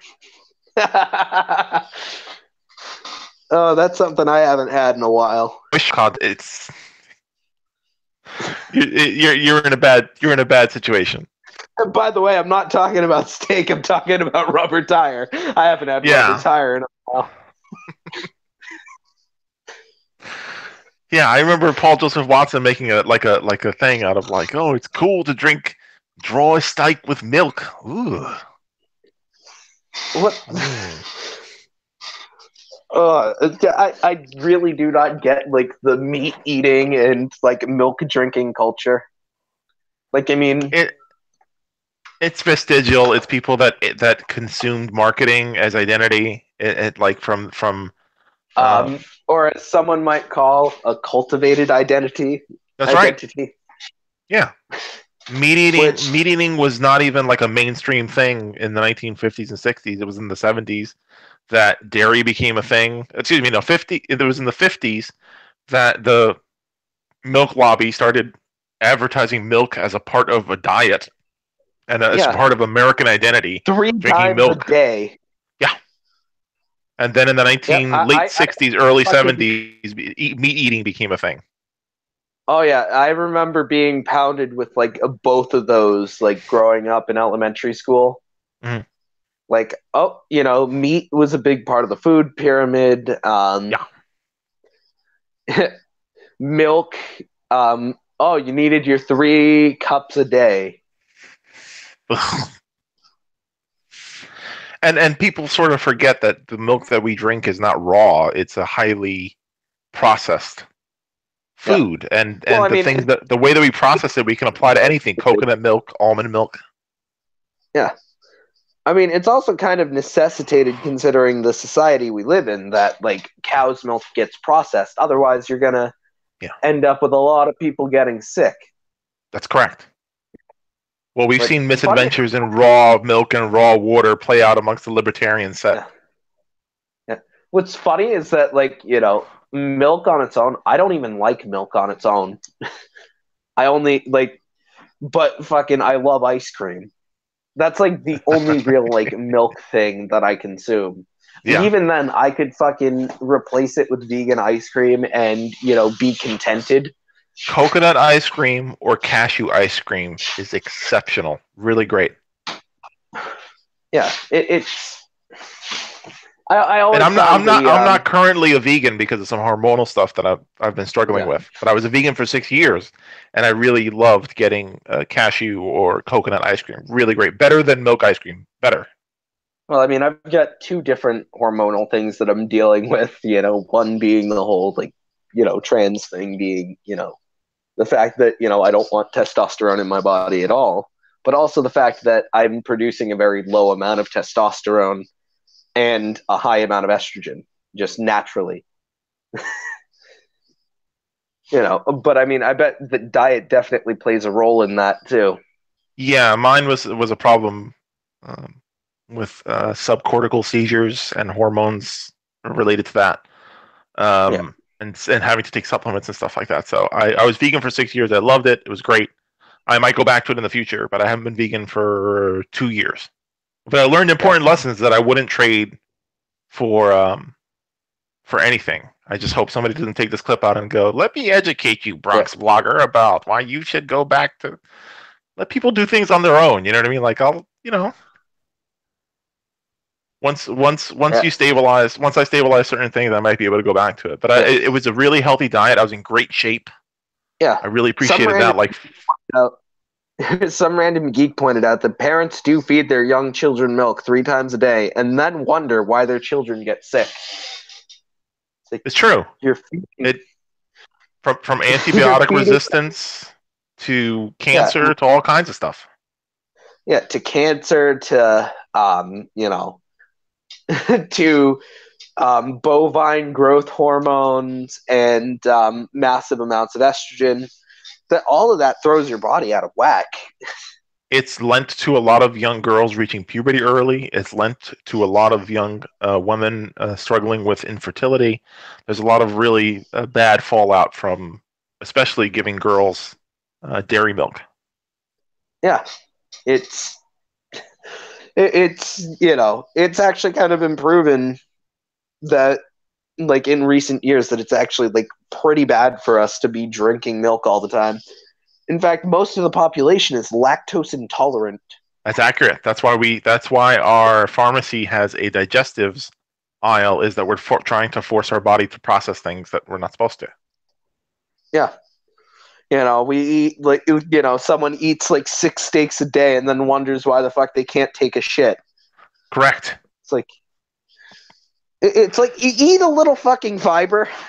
Like I Yeah. know that there's the whole like stereotype about like the vegans and vegetarians like shitting 6 times a day, but you don't have the opposite. But you don't have the. It's not like to a level of dehydration. Correct. It it's your body processes it the way it's supposed to, and about as And, much as you ate, as much fiber as you ate yesterday, that's what's going to come out of you tomorrow. yeah, my time being a vegan, your stomach adjusts to the fiber increase after a Yeah. couple of months. I Oh think it yeah. was. Yeah.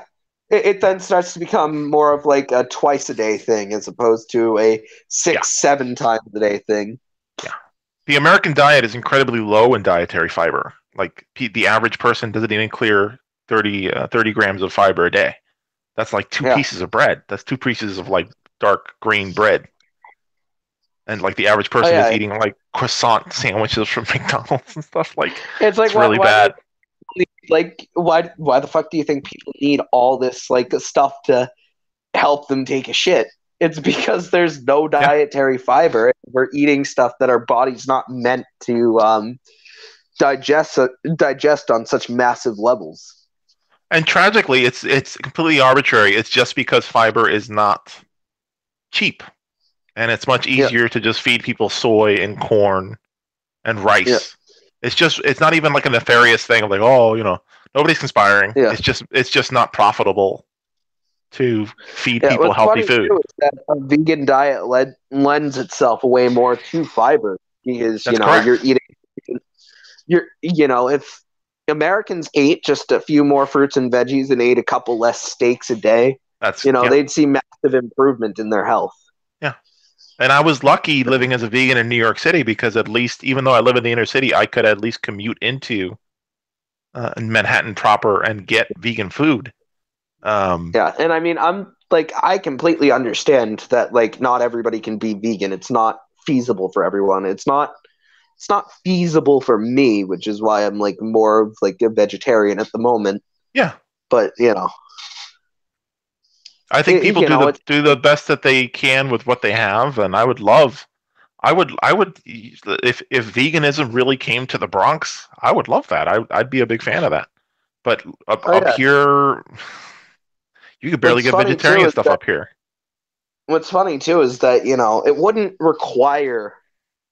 it wouldn't require that, like it would require a that some resources be diverted. Mm-hmm. But I mean, when it comes to like actually feeding people, it would be Mm-hmm. well worth like diverting those resources towards the production of like fruits and veggies, That's right. because we could grow enough food for people Yep. with less water Yep. and with less damage to the environment. Yep. You know, if we put the resources that we put towards feeding our livestock into just feeding people, Yeah, we could feed the whole population of the world 1.5 times over. that's Like correct. people could actually physically be overweight and overeating if we did that, and that could be literally everybody in that society. Well, we as But instead, a we've part got of people. capitalism are not allowed to Yeah, actually optimize anything for people. It's only for profit. yeah, yeah. Instead, we've got you know, like not to like throw like fat people under the bus. Like I'm not skinny No, myself, but no. we've we've got parts of the world where there's like a lot of people are fat, and this isn't to say that this is necessarily a bad thing. I mean, it's a sign of a prosperous like society, civilization. Yeah, but I Is think that that I would rather people be heavy based on eating healthy yeah, food than being fed empty cardboard yeah. food. In Well, I mean, Italy, for also, example, yeah, like my mom's relatives in Italy, they're fat, but they're not fat off of Big Macs, and they're much healthier fat people than my fat relatives in America who are like a weird gray yellow yeah. color. Well, I mean, it's not really the. I mean, it's also not like the fat. It's like it's not the being fat itself that's No, unhealthy, no, but no. even then, It's the it. we've got a problem. We've got people. People in a lot of these more in these richer countries. In America, even like if Yeah, you're poor, if you're poor, you're probably fat, which means that's that correct. you know, you're not being fed properly, of course, but you're being, the fact that you have enough food to make you fat, while someone else in Africa, they've got the opposite problem where all their resources are being pillaged Yeah, to make people elsewhere fat. that's right. It's um, you know, We fucking have an the abundance of ruling calories class, and very little nutrition. yeah, the ruling class literally are so fat that at the point that they've made it the trend that they're now trying to lose weight. Yeah, As George Carlin put it, you know, in the rich are throwing up their food. You know, yeah, we've got people with bulimia. yeah, We live in a culture, even within America. We've got some people who don't eat at all because they can't afford to, and then we've got other people throwing up their food yeah. who are Because also they binge. because they're not interested in eating. Yeah, They're not actually interested in eating. yeah. That food, the food that you just ate, just a bit of it could feed that person who's starving. A lot of It's the countries in the only. European Union, especially France, have really good regulations about wasting food. You can't waste food. It has to go Yeah. somewhere. Oh, in America, we're full of fucking food waste. Yeah. And it wouldn't even take that much if the two major coastal cities and Texas passed food waste laws for like Dallas, Houston, New Yeah. York, LA, you would transform the hunger problem in this Yeah. country just by not throwing food away. Oh yeah. Well, I mean, you've got supermarkets where when they get low on Yeah, like when they get low on something, yeah. they just restock it. They don't like let it run out. Yeah, my local 7-Eleven, I work at night and I come in there and they throw away so much food that's not even like spoiled or anything. They're just throwing away food and there's homeless people begging outside the door of the 7-Eleven. I'm like, why don't you give that food to that man? He's standing right there. You're throwing it Yeah. away. You're throwing it away Hermetically while someone. hermetically sealed food, not chewed food, hermetically sealed refrigerated food getting thrown away. Yeah. It completely unspoiled, and I mean the expiration date system too is the way that we do it is completely unscientific. Most food is good pretty long after its expiration date. Yeah. Not necessarily like obviously if you keep bread, um, even if it's in a bread box, if you keep bread for 4 months, of course there's going to be mold on it and it's not That's going to be correct. good.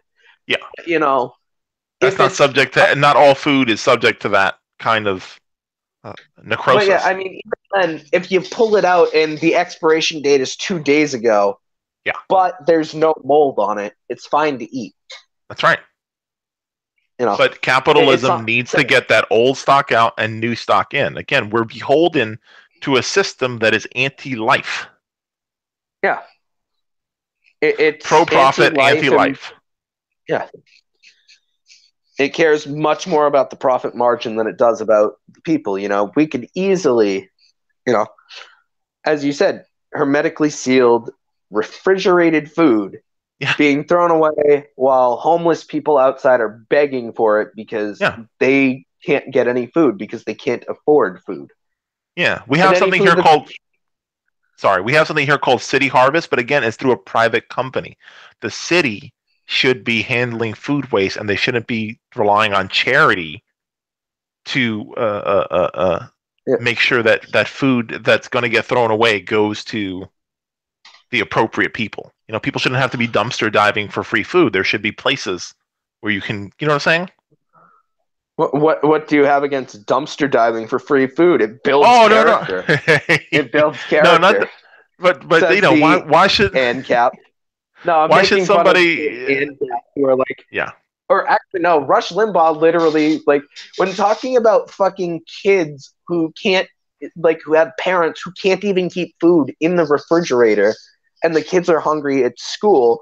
They're like, Rush Limbaugh was like, why don't you go like instead of doing the Bill O'Reilly, why don't you just go to the refrigerator? yeah It was fucking Rush Limbaugh was like, why don't you go to the dumpster behind McDonald's? Like, yeah. why did There's they a lot of have to reasons for go that. behind McDonald's to get food? Yeah, it shouldn't have to be a degrading thing to get food that no one's using. But you know, again, property rights. McDonald's goes, that's my property. Oh yeah, if you get caught dumpster diving at McDonald's, you then get arrested. They fire managers who give food at the back door. Yeah, Food that's going to be thrown away. If homeless people line up at the back door, and managers get caught giving the food away, they get uh, punished. yeah. I mean, there was a guy who got fired from a Subway because he paid for a homeless person's sub. He paid for a homeless person's sub. Yeah, The person realized that the money he had in his pocket was no longer in his pocket, that it fell out. yeah, And he was like, "Well, I'm sorry, I didn't mean to waste your time." He was about to walk out, and the guy said, "No, you didn't waste your time. I'm gonna pay for it." yeah. And then it's like, it's always this bullshit like, "Oh, but then you're gonna convince the homeless people to stay." I don't fucking care. Well, I mean, even then, it's like, well, it may not. That's not even necessarily factually accurate, but even then, if it did, I don't give a fuck.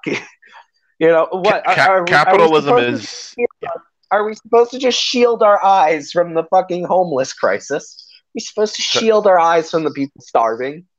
yeah. Are we supposed to pretend they don't exist? Compassion is the biggest. What fascinates me about edgelords, they don't realize that compassion is like the most subversive thing you can do in a capitalist culture. Just being Yeah. compassionate is like the most verboten. Like shaming people for having empathy is like that's establishment shit. Oh yeah, you're part of the system if you're compassionate towards women and trans people and gay people. Yeah. That, It's forbidden if to you're be compassionate. Those are the rules of all oppressive regimes. Is compassion is the worst thing. yeah, you know that's the word is compassion. Don't you Mm-hmm. dare be compassionate. If you're compassionate, you're just a triggered SJW libcuck. That's right. That's why that message thrived in the corporate space. That's why it thrived on YouTube. That's why it was so profitable because compassion and being anti-compassion is being pro-capitalist. Yeah. So advertisers love that message. They love it. That's why Fox News makes so much money off of Yeah. advertisers. Is Fox News Oh, shames people for being compassionate. oh yeah. As I mentioned, Bill O'Reilly going, "Oh, if you don't have any food, why don't you go to the fridge?" Where the Yeah, fuck do you think the food in the fridge comes from, Bill? Like, it may seem like your fridge is magically stocked, but I'm pretty sure the people you're paying are putting the food in the fridge after they go and purchase it at the grocery store. I can't tell you how many neighborhoods I live in don't have grocery stores. They have a bodega. They have 4 bodegas, but they don't have markets that Yeah, contain produce. You know what I mean? Like I mean, you live in Massachusetts, so yeah, you guys have bodegas because you have like Spanish people over there, right? yeah. Bodega's a No, nice no, place to get we lunch. don't have any Spanish people over here. I didn't grow up in a town that was majority Puerto Rican or anything. No, yeah, Massachusetts is actually very Latino town. Oh yeah, So y'all have bodegas, and bodegas are a very nice place to get lunch, but they are not an adequate replacement for the neighborhood no, they aren't. You know, market. You I've know? you know, there's a few bodegas on my street right now. Yeah, yeah. Obviously of course there are a lot of like Latino people here, along with a lot of Irish, Italian Hmm. people, because a lot of Massachusetts and New York were both very popular places for immigrants. Hmm. In fact, you can't get to I actually live in one of those neighborhoods that you're talking about where, you've got like a few bodegas, but you don't have an actual grocery store. Yeah, We have a convenience store right across the street. I can yeah, go but pick that's up a all like Monster Energy drink, but fucking, yeah, that's all sugar and like it's fine. I'm not saying annihilate bodegas. I love bodegas, but they are a secondary means of getting yep. food. Yeah, I What mean compensates in this area in these poor neighborhoods is that people sell produce on the road. yeah. Like people get a van full of produce, but like it shouldn't have to be like that. That like you have to buy No, stuff I on mean that's this. you know that's like you know it's a little bit more of like it's a little bit more honorable, but what you just Hmm. described, that's like people who live in Massachusetts who drive up to New Hampshire to get cheap cigarettes and then sell them for $6 instead of the $10 they cost here. That's correct. Yeah, I know you could get them $4 a pack in New Hampshire and sell them here for $6 and make a profit. Hmm.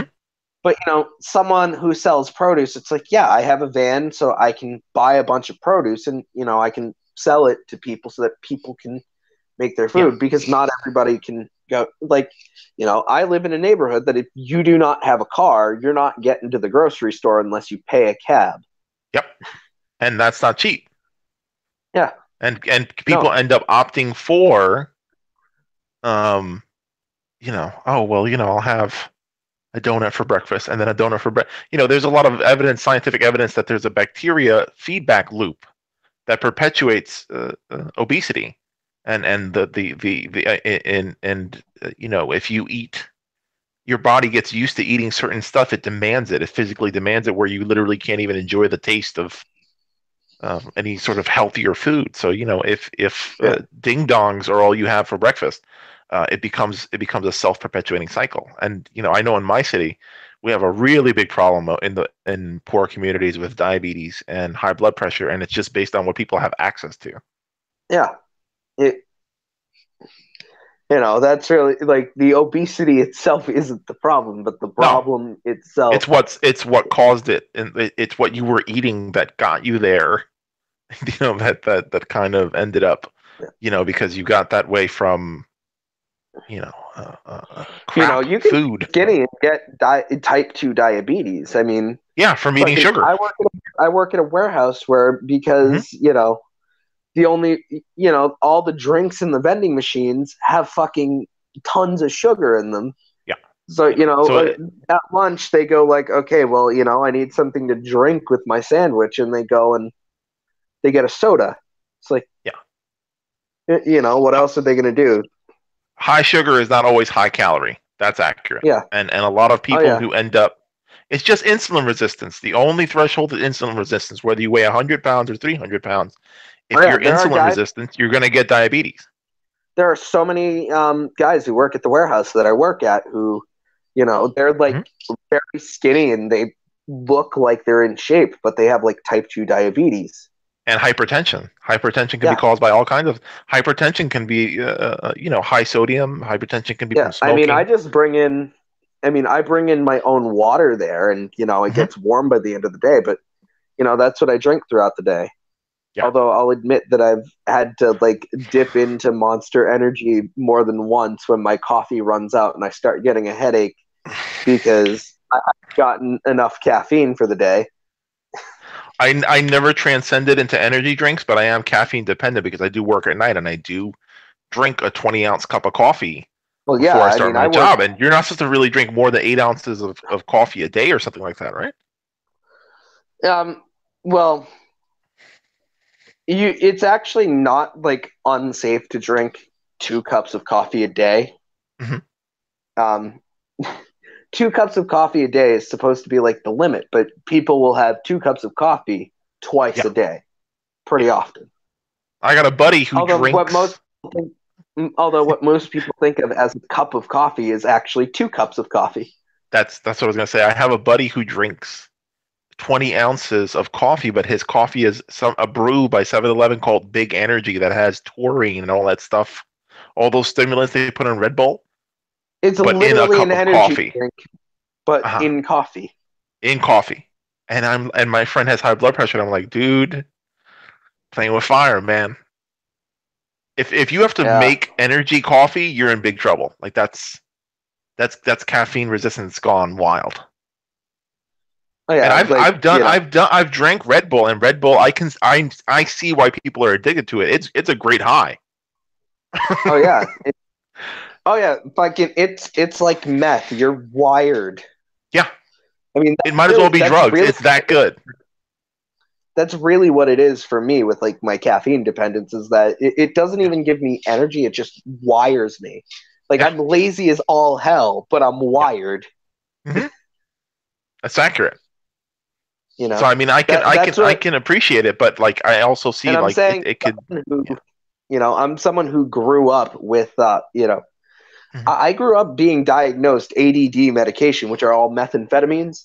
I Mm-hmm. can tell you how I feel with the amount of caffeine in an energy drink is very similar to what I would feel on Yeah. Ritalin or Adderall, Yeah. And you which, always need have more. You always end up needing a bigger coffee, a bigger Red Bull, a bigger.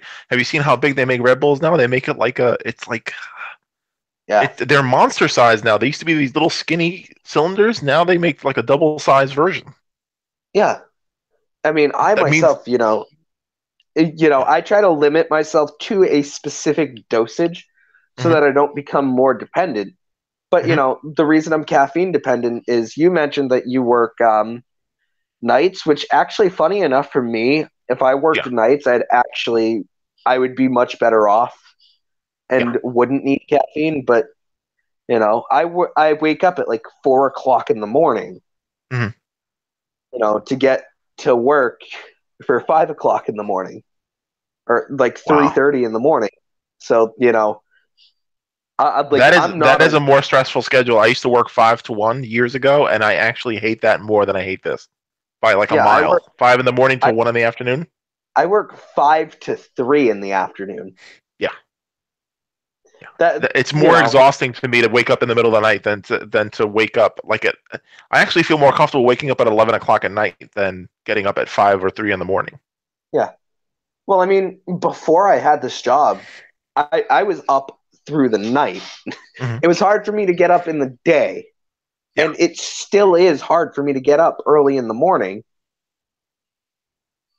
For me, yeah. early in the morning, it's like, once I'm up, I'm up. But my body's just like, what the fuck are you thinking?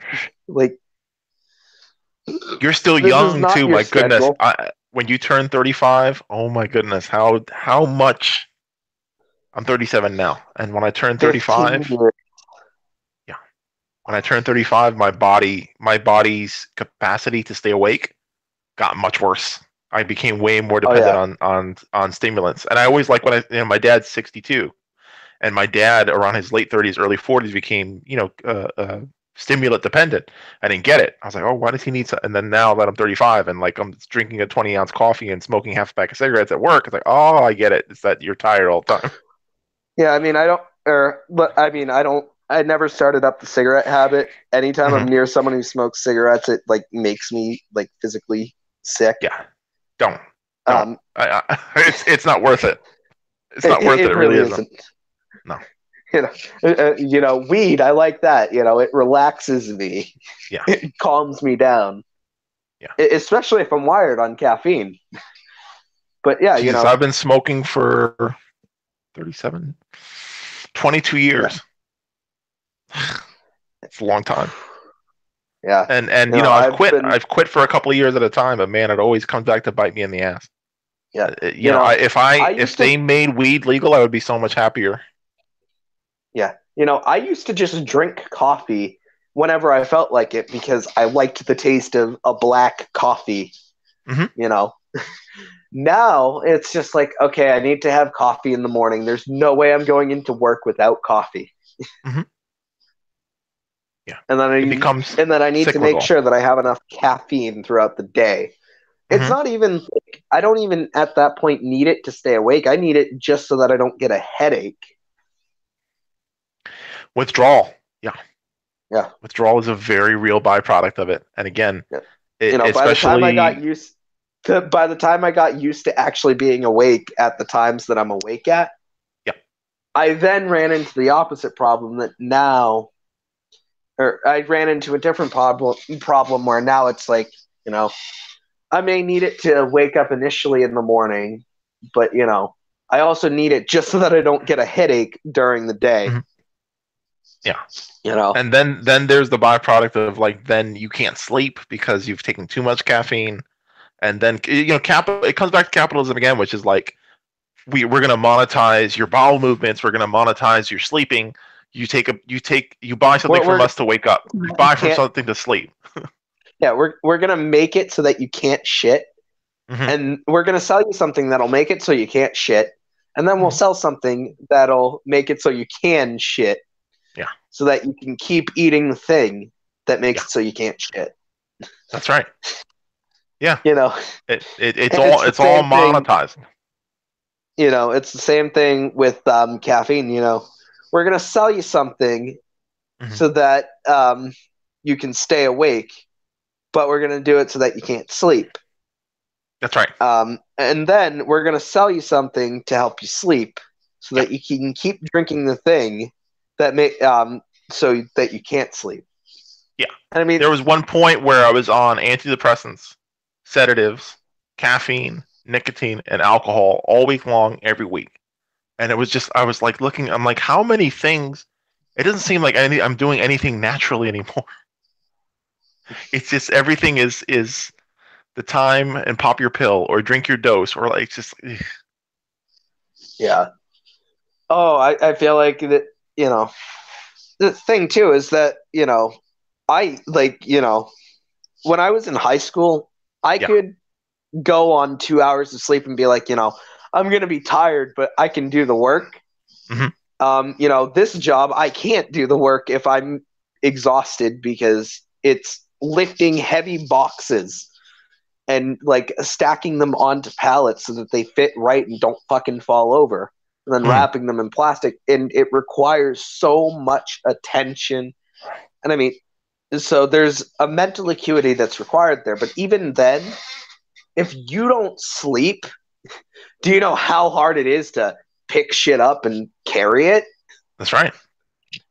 You know, It's true. it's a very physically intensive job, and it's an 8 hour to 9.5 hour shift, depending on whether I get a 6:30 start. If I'm lucky, but most of my starts are 5 o'clock in the morning.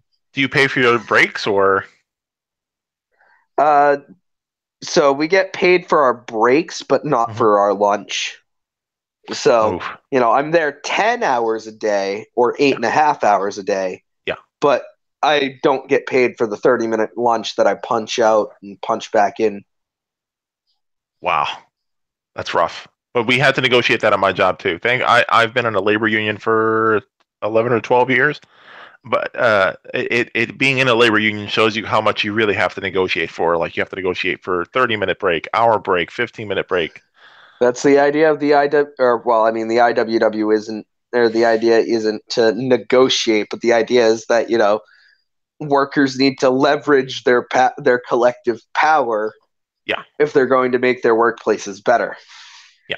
Oh, I'm at a Yeah, point in my job where I'm in a civil service union, and like I'm in that megalomaniacal moment where a union worker is unfireable because I passed the 10-year mark. But there was a time where we were doing this job and we were not union at all, and we were really abused by management. I think it was 2006. yeah. And then when I mean, Obama came to power, we got 32 BJ. Sorry. I mean, that's the job that I'm in. I described it to my brother, and my brother's like, "Wow, it sounds like you work at a sweatshop." And I mean, it kind of is the closest American equivalent to a sweatshop. Is come in, come in at 5 o'clock in the morning because we demand that you come in for a start that you're technically scheduled for 6:30 every day, and Mm. only supposed to be scheduled once in a while for 5 o'clock starts. But we're running, or we need you to push out more products, so we're gonna have you working overtime the majority of the time. Are they paying you for the OT or is it wage theft? Of course, they're paying for the OT. They can't get out of that. Well, you'd be surprised. A lot of these Amazon And, warehouses. I mean, at least the company that pays me, Mm, they could get out of it. They would. yeah, correct. But, they've already had run-ins with the government. Like I said, there have been so many accidents with a lot of the machinery there that OSHA Yeah, has had to come in and find them and like tell them to make this change, and that change. But the thing is that once they make the changes that OSHA told them that they had to, they don't make yeah, any changes after that. They just tell everybody, be careful, don't get hurt. And if you get hurt, fill out the accident report and get checked out at the hospital, but don't get OSHA involved. Whatever you do, don't get OSHA involved. We'll yeah. pay we'll pay your compensation and everything. And then it's like, but paying my compensation it doesn't get rid of the fact that I may be permanently disabled. That's correct. I ran over my ankle with a pallet jack. You know, Oh wow. or oh, I'm not saying. Well, I mean, I actually did on the first day, but my steel-toed boots must be really good because I didn't even have as little as a bruise. But it's a common injury is that with the pallet jack they'll run over their ankle and Wow. severely injure their ankle. They have to get surgery and they're out for months. And they always have the potential of a permanent disability caused by this. Yeah, And then obviously the government tries to get its way out of paying disability checks. Because the threshold for a disability check at this point is absolutely brutal. oh yeah, did you know that according to the government, I am cured of my autism? That's a weird that's a weird diagnosis. How'd they come to that? Because I could theoretically work a job. I could theoretically work manual labor. Therefore, Mm, I am cured. mm, Because I could work because I can also work like a job like an accountant very well because because I have the mental capacity for mathematics yeah. or a high mental capacity for it. Therefore, I am not disabled. Mm, it's Of course, they're complicated. not saying. Of course, their diagnosis isn't that I'm medically cured; it's that I'm functionally cured. Yeah. Whatever gets them out of having to cut a check. Yeah, so Yeah. that I'm not The so yeah. American dream. Fucking, if only the working class could use the same trick as the government to get out of paying checks. That's right. That's right. I'm functionally don't have to pay my income tax this year. Yeah, I functionally don't have to pay my income tax because I have to eat. Yeah. If only I Listen, could do that. let's wind down because I Yeah, still have to edit the Wednesday video. of course. Yeah, I mean, I did keep you here for a while, No, I'm turning. very happy. I had a really great time. I would hang around longer if it was Tuesday or Thursday, but I put out Yeah. videos Monday, Wednesday, Friday, so I have to do some cutting and um, Oh, I know that one. posting and then rendering and all this crap. I don't even have enough time these days to do the cutting and rendering, so I ended up doing my first chapter of the Anti-Fascist Handbook through a Google Hangout, just a Yeah, live I know. I reading know. of it. I have that. I have that in my watch later. When the weekend finally comes, I can actually sit down and catch up on my stuff. Oh, yeah, and you're always one of my favorite people to have on the channel. You Always happy to be you here. hold the conversation very well. I wish I could do more hangouts. My job unfortunately has a twofold of eating my nights and sometimes resulting in profound amounts of overtime Yep. just Oh, I by know that product feeling. of yeah just by product of Yeah, union mine. jobs and civil service jobs. They really stick you with like, you want to stay another 10 hours. Oh, Yeah. Um. and I need the money. It's not like Yeah, I wish I could opt out, but I actually need the money. So but yeah, it's kind of like, do you want to work Saturday? It's like I don't want to, but thank you. I need the money. Yeah, I don't want to. I think I did an extra 21 hours last week, and I Yeah. totally didn't even want to do one extra hour, but like getting by is like that. And I'm like, I feel bad because I make more than the medium income of the country, like almost twice as much. And because I live in New York, I'm still Yeah. kind of poor. Yeah, I make about the median, I think. I Yeah, make it or what's the median income, like 30,000 a 20, year? 25 or 28, I think, is the median. 25 or 28. You just blew my fucking mind because Yeah, the median income is minimum wage in Massachusetts. yeah. And I make Well, above we're minimum we're about to wage. go to 15 hours. I mean, excuse me, we're about to go to 15 an hour here on December 1st. Yeah. Oh, I I really wish make that was the case a here. little more than I that. hope Yeah, so. you're But supposed yeah, to though. I thought. What are you on $10 an hour? 12 in terms of the we're state's on minimum wage. $11 an hour. Mm, $11 still an hour. kind of. That's what It's better than Texas, but like everybody's better Texas, it's the than federal minimum wage. yeah, which is inhumane. Yeah. The But reason yeah, these red states have such profound poverty is because people are making 725 like it's 1960. you know, I make above the median income, but I can't afford to pay rent by myself.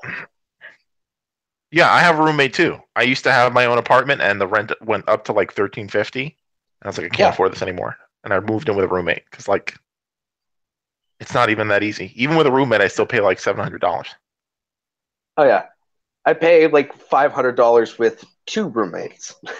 Wow, You know. that's yeah, Um. America. A modern American rent situation is brutal. Oh yeah. Oh yeah. Did I tell you that? I mean, I don't know if I've told anybody on Twitter this, but my friends have jokingly said that I am the interviewer of the left. You know what you are if you go through the channel, you've got some of the marquee names on there. You're very ContraPoints, you're you're very likable. Kevin Logan. That's right. But so, actually, Kevin Logan hosted me on his channel, and that was how I got in. Ah, okay. I'm Or that trying to. was kind of how I broke in, completely unintentionally too. I just wanted to hang out because I thought the dude was cool. I think you were the first progressive channel that had me on. Before that, I was just like the Antifa guy in the anti SJW uh, channels. Yeah. Oh yeah. Kraut had me I like on. and then I saw you on like Twitter, and I'm like, or I saw you around on Twitter, and then I saw you in like one of my stream chats, and I'm like, well, this is a subscriber chat. Come on in, join us. Yeah, rest in peace, my poor Twitter account. I had that account for over 10 years, 9 years, something like that. And Yep. the alt writers flagged me for saying that Holocaust deniers should be beheaded. I know I shouldn't have said it. I was just really mad that day. It was Oh, I'm sure Holocaust that. Remembrance Day, and Red Ice did a whole Holocaust denier video. And I was just really pissed off. Oh yeah, I'm sure that if the alt right ever wants to like take me down, they could. I've said so much stuff on Twitter that they could dig Mm. up something I said. You know, they could dig up something I said like 1 year ago and be like, oh, Yeah, um, tweet mining is literally yeah, one of their techniques, and they've got a lot of people. They got Sam Cedar that way. Cernovich got Sam Cedar that way, digging up some tweet and then presenting it, reporting it out of context. That's why I block gripers now. I block them with extreme yeah. president, I mean, extreme prejudice. I never even realized that that's an actual like defense mechanism. I just always did it because I just didn't want to see their shit and I didn't want them like spying on me. I never even thought about the fact that I could be preventing them from tweet mining me. Yeah, But the thing is, I they're used to making. mute them on the old account, and I paid for it. I'll never take that risk Yeah. again. There's no reason, Oh yeah. and like, see, you're smart. There's no reason for them to even look at my stuff. There's no reason. I'm like, I'm just like, fucking. You don't have to look at my, honestly, the smart Nazis, they won't ever follow me. But the ones who Mm-hmm. do follow me, I'm like, are you a fucking idiot? Get out of here. Get out of here. I'm blocked. They're doing that on purpose to like assert themselves. Like, you're gonna. It's like a Dominion thing. Oh yeah, and then I go like, that's funny Yeah, because now you're not following me. You're blocked. I You vet can't see every anything. single person who follows me. I vet every single. I didn't used to, and it was a complete mistake. Yeah. Yeah, I think you actually followed me before I followed you. Yes, I think T.J. Kirk featured one of your videos, and that's how I found out. He bitched about it on Drunken Peasants, I think. Wait, holy shit! TJ Kirk bitched about me on Drunken Peasants. Yeah, Oh my god! while ago. Yeah, And I never was notified of this. yeah. I know that Barry about me on Twitter. I went to your channel based on TJ bitching about you. Oh shit! Uh Now huh. I That's gotta how I find landed that. it. That's how I landed in that chat. Oh my god, that's Hmm. fucking great. Yeah. I was like, American Anarchist, that sounds like something I'd be interested in. See, that's why when people tell me, oh, don't go on opposition channels, I'm like, there's a lot of people that hate watch those channels and they don't know where the opposition is. They don't know how to find the opposition. YouTube's not serving me up. So, yeah, I'm going to go Oh on Coach Red Pill's channel. Like, maybe I'll red pill somebody, but maybe just somebody who's there, like, watching and who disagrees is going to go, oh, I was looking for the counterpoint. yeah, yeah. I did the same thing. That was kind of how I found a lot of. That's how I Mm-hmm. found a lot of political YouTubers. I found Tim through Sargon bitching about him. I found Mike Rowlands through an anti-SJW bitching about him. Yeah. Holy shit! Because I they didn't even know that I. So wait, was like TJ complaining about like that specific stream, or did you just, or was he bitching about like a video I made and then it was a video you made, you? and he was like he was using it as cringe fodder for some segment on Oh, Drunken Peasants at the time. He did libertarian socialist rants too at one point. yeah, I know He bitched that. That about was libertarian actually socialism. that was. I think that was how I like refound Libertarian Socialist Rants channel. Was I Mm-hmm. found TJ's like. I'm like, oh, that was the name of the guy that I saw. Mm-hmm. You know, yeah. Yeah. He's got a good meme too resurging, like libertarian social rights has you fucking liberal flaring back up on Twitter, and I'm like, God, good. you I fucking like people. liberal. I like people rediscovering him. Yeah. But wait, so before we go, do you remember Sure. which video What, or do you remember which video it was? It That was so long ago. I'm not sure if he keeps all his Drunken Peasant stuff up now that the show's canceled. You would have to go into the archives of his stuff because it was a while. I mean, I've been here for 2 years, and it was close to when I wonder what the Bronx video Blogger was has about. existed for more than about a decade. But like, I found your channel like 2 years ago when I first started my channel and was looking for people to relate to in this space. Yeah, and I always, for me, it was always like always wanted to get my subscribers involved. Like when I decided I was, because at first I was just making videos with my opinions, and I was completely disconnected from actual YouTube itself. Mm-hmm. But then when I found that people like liked my videos, I was like, I always wanted to get my subscribers involved. Yeah. But yeah, do you even remember what the video was about? It was one of the episodes of Drunken Peasants. So it's probably a 3 hour long stream. The Oh first no, like clip, the video they responded to was about. yeah, it was Drunken Peasants. So it wasn't his main channel, Yeah, I know. Oh, wait. and it wasn't featured in the name of the episode. He makes like meme titles for that show anyway, but it was in the middle of a Yeah. stream. Oh yeah, I used to watch that show almost religiously. Me too. And then I just started seeing that. Then I just kind of like saw that it was really just like anti SJW, like cringe this and that. Yeah, He that was TJ following the marketplace because the show wasn't it, like that when it first started. It's just that he said, "Oh, I'm pro-feminist, but not third-wave feminism," and then he metastasized from out there and became more and more chauvinist and malignant as he got into more beefs yeah. with feminists. Oh yeah, like I kind of yeah. That was when I started to like split with TJ. Yeah, same thing. You Especially know what? during Gamergate, I got completely put out. Yeah, I think I'm going to end the broadcast and we can talk for a few Sure. more minutes offline. Yeah. Yeah.